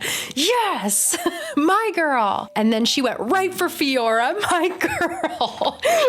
That's really my girl right there. She just went right for Scarl and then right for Fyora. Like, she knows me, girl. I don't know. If she ends up coming back, I'm probably gonna choose her side. Why wouldn't I? But then, yeah, she got right to work with all that. She took over Meridel in the game, and we're talking the Darkest Fairy game now. And she took over Faeryland. She got Fyora, and she would have gotten away with it too if it weren't for you meddling kids and your dog. She got turned into a statue again. And then she actually, it's so funny, when Faeryland fell, we keep talking about that, the statue in question, the very, very, very important statue of the Darkest Fairy, was in Fyora's garden, and it actually just flew off of Faeryland as it was falling, and it got lost, and they couldn't find it.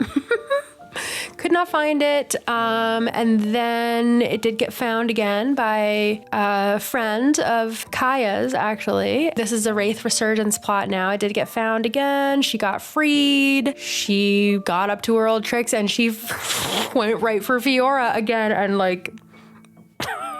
She did get her ass good for a second there. She did. She's gotten Fyora a couple times now, I will say. She did get beat in the end, obviously, because she's not the ruler of Neopia right now. And she fled into the void, some say. I don't know if she means that or if that was just a figure of speech, but if you are in the void right now, girl, like 2 of my favorite people are in the void right now. Can I go to the void? How do I get the 3 in my brain?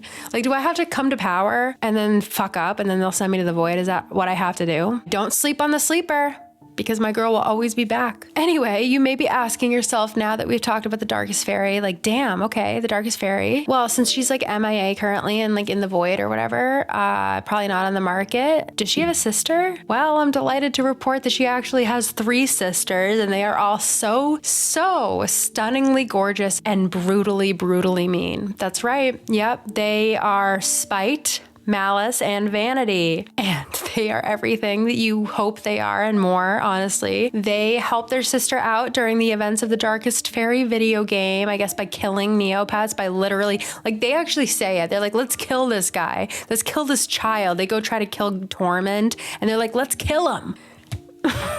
It's like a kid. It's so funny. So they attempt to murder Tor, and they're definitely serious about it too. Like these women have killed before and they will kill again.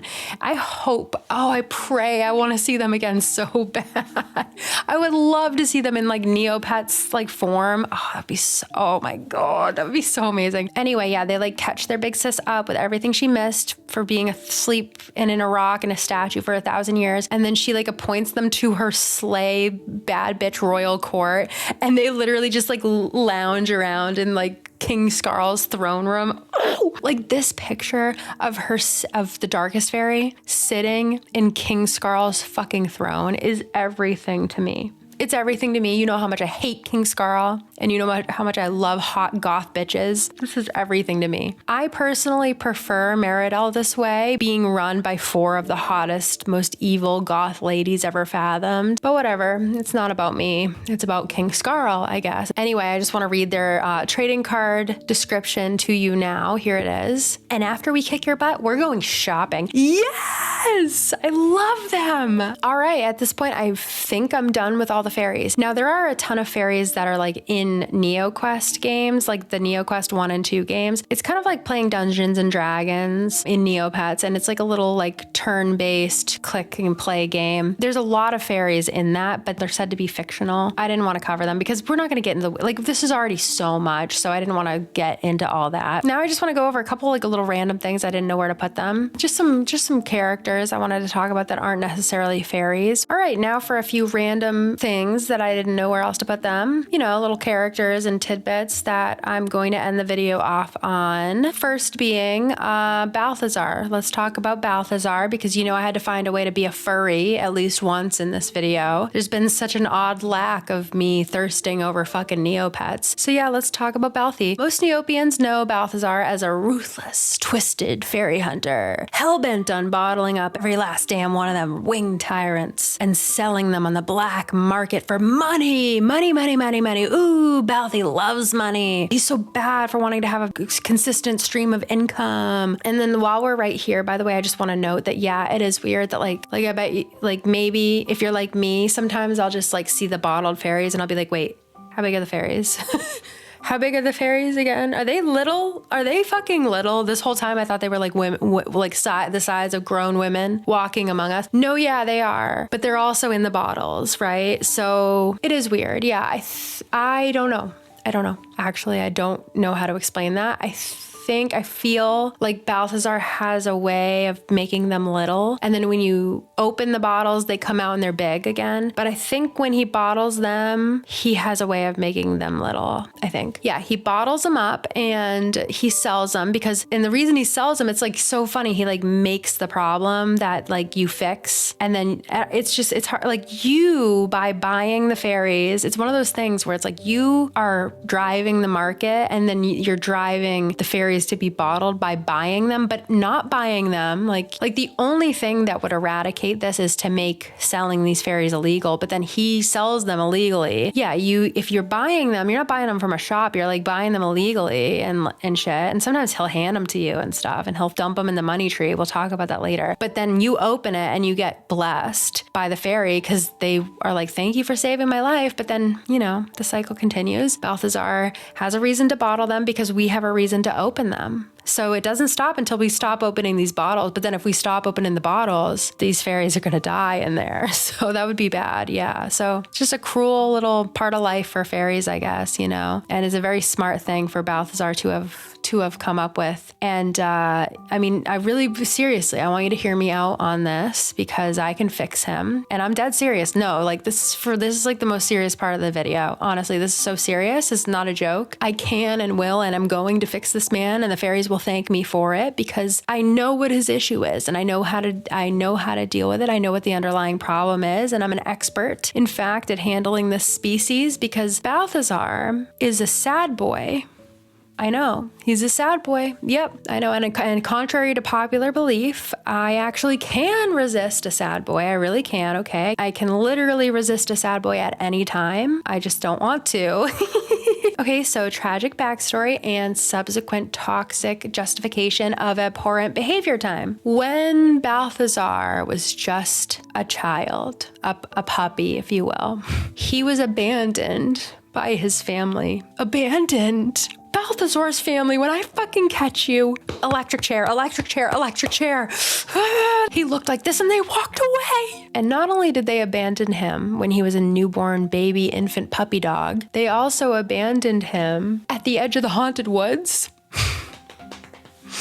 No, I'm sorry. I need a minute. I just need a minute because I just can't carry on. I don't think I can do this. I don't think I can talk about this. Death to all of them. Like, seriously, it would be an absolute 10 out of 10 evil act of cruelty to abandon him at the fucking soup kitchen where Soup could immediately scoop him up and take him in until he was ready to face the world. But this, abandoning him right outside the haunted woods, that's attempted murder, my friends. Like, that's cruelty because you like it, because it gives you a thrill, because you want to scare and hurt and traumatize a puppy dog. And that, my friends, is where old Balthazar's story begins. Yep. Actually, wait, no, it gets worse. We're not done. No, it gets way worse. Yes, it gets worse than being abandoned at the edge of the haunted woods. That's right, because poor, innocent, freshly abandoned baby dog Balthazar is alone and hungry and terrified, wandering around the fucking haunted woods, calling out for his family that turned their backs on him. And he's wandering through the thick, twisted, haunted, evil branches and vines and trees and foliage of the haunted woods for days. Days. No food or water. He's all alone out there, starving, cold, thirsty, scared. And finally, he comes to a clearing. And to his absolute relief, he sees the calming, glowing lights of fairies in the distance. Fairies. Everybody in Neopia knows that fairies are helpful to Neopets, that they're the helpers of Neopets, right? So he calls out to them, "Help," he says. "I'm an adorable baby newborn puppy dog who was abandoned by his shit family, and I'm scared and hungry and helplessly lost. Please help me." They did not help him. And not only did they not help him, it would have been a sin if they had walked away, if they had ignored him, if they had chosen not to help. But they didn't even have the decency to do that, because instead of simply not helping him, instead of ignoring him, they hurt him. They laughed at him and threw sticks and rocks and stones at him. They attacked him, not out of fear, not out of defense of their lives. They did it with smiles on their faces. Yeah, that's what happened. It was all he could do to use every last ounce of his strength to barely scramble away with his life. He spent years alone in that forest, fending for himself, learning to survive. There was no ilere to come collect him and bring him to a shed out in the bog and turn him into a witch. There was no soup kitchen to offer him a warm bed and a good home-cooked meal. There was no healing springs to wash away his wounds, both physical and mental. No fountain fairy to paint him as gray on the outside, as the cruelty he had experienced from everyone he'd ever known had painted his insides. No Psellia to catch him when he fell. No aethia to teach him how to defend himself. No tooth fairy to celebrate his lost puppy teeth and give him some neo points. No library fairy to teach him how to read. He doesn't even know how to fucking read.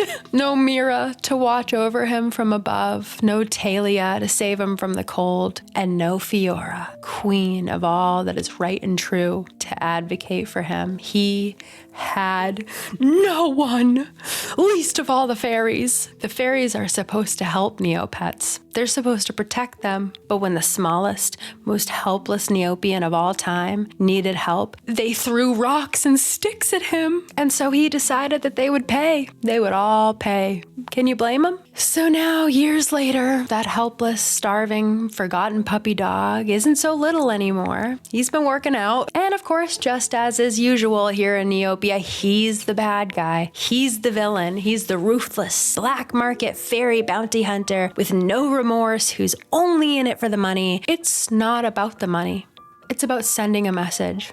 Everything burns. Anyway, yeah, he's got the fairy bottling business. We talked about that and how that works. And sometimes, like I said earlier, I mentioned he'll drop like 100 bottled fairies in the money tree, which is nice of him. By the way, he's literally trying to help people who need it because there was never anybody there to help him. And then, yeah, there's like a Neopedia article in addition to the one that details his cruel upbringing or lack thereof. And yeah, it was dark fairies who did that to him. But I mean, whatever. I'm not one for stereotypes. It was fairies, and that's all that mattered to him at the moment. And that's all that matters to me. Anyway, I feel like he got his comeuppance in this Neopedia article where he strolls through Xandra's fairy festival, the year 12 fairy festival, and he just laughs at all the fairies that were turned to stone. There's this little like fairy Ixie who's like, oh my God, maybe if I go to Balthazar and get some of the fairies that he bottled up, they're not turned to stone, so I can get them out so they can help with the situation. But then they start opening them and realize that as soon as they get out of the bottle, as soon as they pop out of the bottle, they turn right to stone.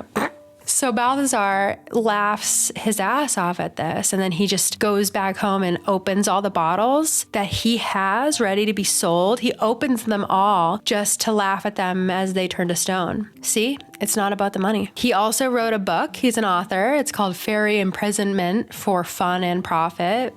So yeah, I just personally love Balthazar so much. And also, yeah, in the last fairy festival, Jhudora did blast him. She just totally did blast him to almost smithereens, but apparently he'll be fine. I just feel bad for him because that's not the first time that he's been harmed by a dark fairy. Breaks my heart. Do we have to talk about the happiness fairy? That's Frank. Just on his bullshit. That's just Frank on his bullshit. I don't know. He's supposed to be, I guess this is just a shtick of him. This is just him. He just wants attention. I don't really know. He was in the Gallery of Heroes at one point, but it was removed. I'm like literally reading this off my phone because I just don't care. He's the happiness fairy, and it's kind of just like a funny little joke of his, honestly, where he's like, it's apparently like his good side where he just cares so much. Oh, very nice. Yeah, you just don't get to enslave an entire species of Neopet and then perform horrific disfiguring experiments on them and also get to be the happiness fairy. It just doesn't work like that, not for me. So I just like refuse to entertain this or buy into it at all. Briefly want to touch upon the fairy dolls as they are such an iconic item in the game. They're technically toys, but they are not toys. Don't play with the fairy dolls, they're like that kind of thing because these are actually high-end collector's items. And for the longest time, like 99% 99% of them were pretty much inaccessible to the large majority. There was always a few that were kind of affordable, but for the most part, I mean, you were looking at dropping anywhere from 1.5 million, which was on the cheaper end, to like most of them I think were around 30 million. And then there's a few that are very, very hard to find that can go for upwards of 100 million plus, maybe even 200 to 300 million. And so yeah, these are really hard to collect. I have never personally seen a full collection. I'm sure they exist, but yeah, these are something that are very, very hard to get a hold of for all of them. And they are becoming more accessible now. There was a lot of them that were actually re-released over the last 2 years through the Advent calendar, the daily quests, the fairy festival, the lost fragments, things like that. But in general, there's still a few that are floating around,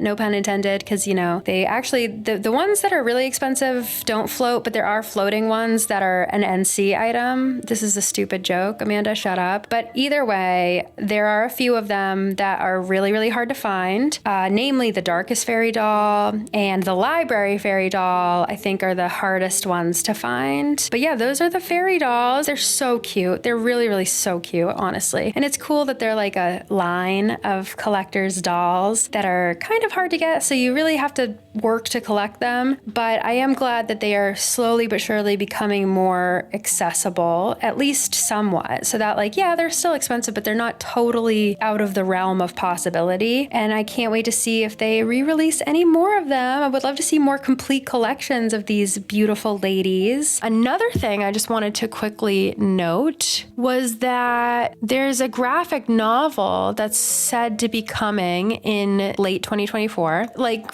first of all, this is so exciting. Like, this is like, holy shit. This is a graphic novel, a Neopets graphic novel. I can't even tell you how excited I am for this. Apparently it's going to be a whole series, and this is so cool. What the fuck? It's going to be released sometime later this year, and the title is The Omlette Fairy. Who the hell is that? No idea. We're going to find out though. And apparently this particular graphic novel is also going to feature a disgraced fire fairy with a checkered past. The Healing Springs fairy is also involved. So that sounds like drama, right? And then really excitingly, this whole series of graphic novels is going to focus on the origins of all of the Neopets dailies. It's going to be so cool. What the fuck? It's going to be so cool. It sounds so fucking cool. God, I cannot wait to find out who is responsible for abandoning the magical blue Grundo plushie of prosperity. It's fucking on. I'm so excited. I'm gonna kill you, bitch. I think that's it. I feel like I'm like forgetting stuff, but also that was so much. But I just honestly, I wanted to give you like a basic rundown of like the fairies, who's who, how they work, what's going on with the fairies, like why the hell are there fairies and Neopets? Because again, we are just gonna go so into so much more in the big lore video that I keep fucking bringing up, because I promise it's so much, you guys. It takes so much work to work on a video like this. So it will come when it comes, when it's ready. I'm gonna start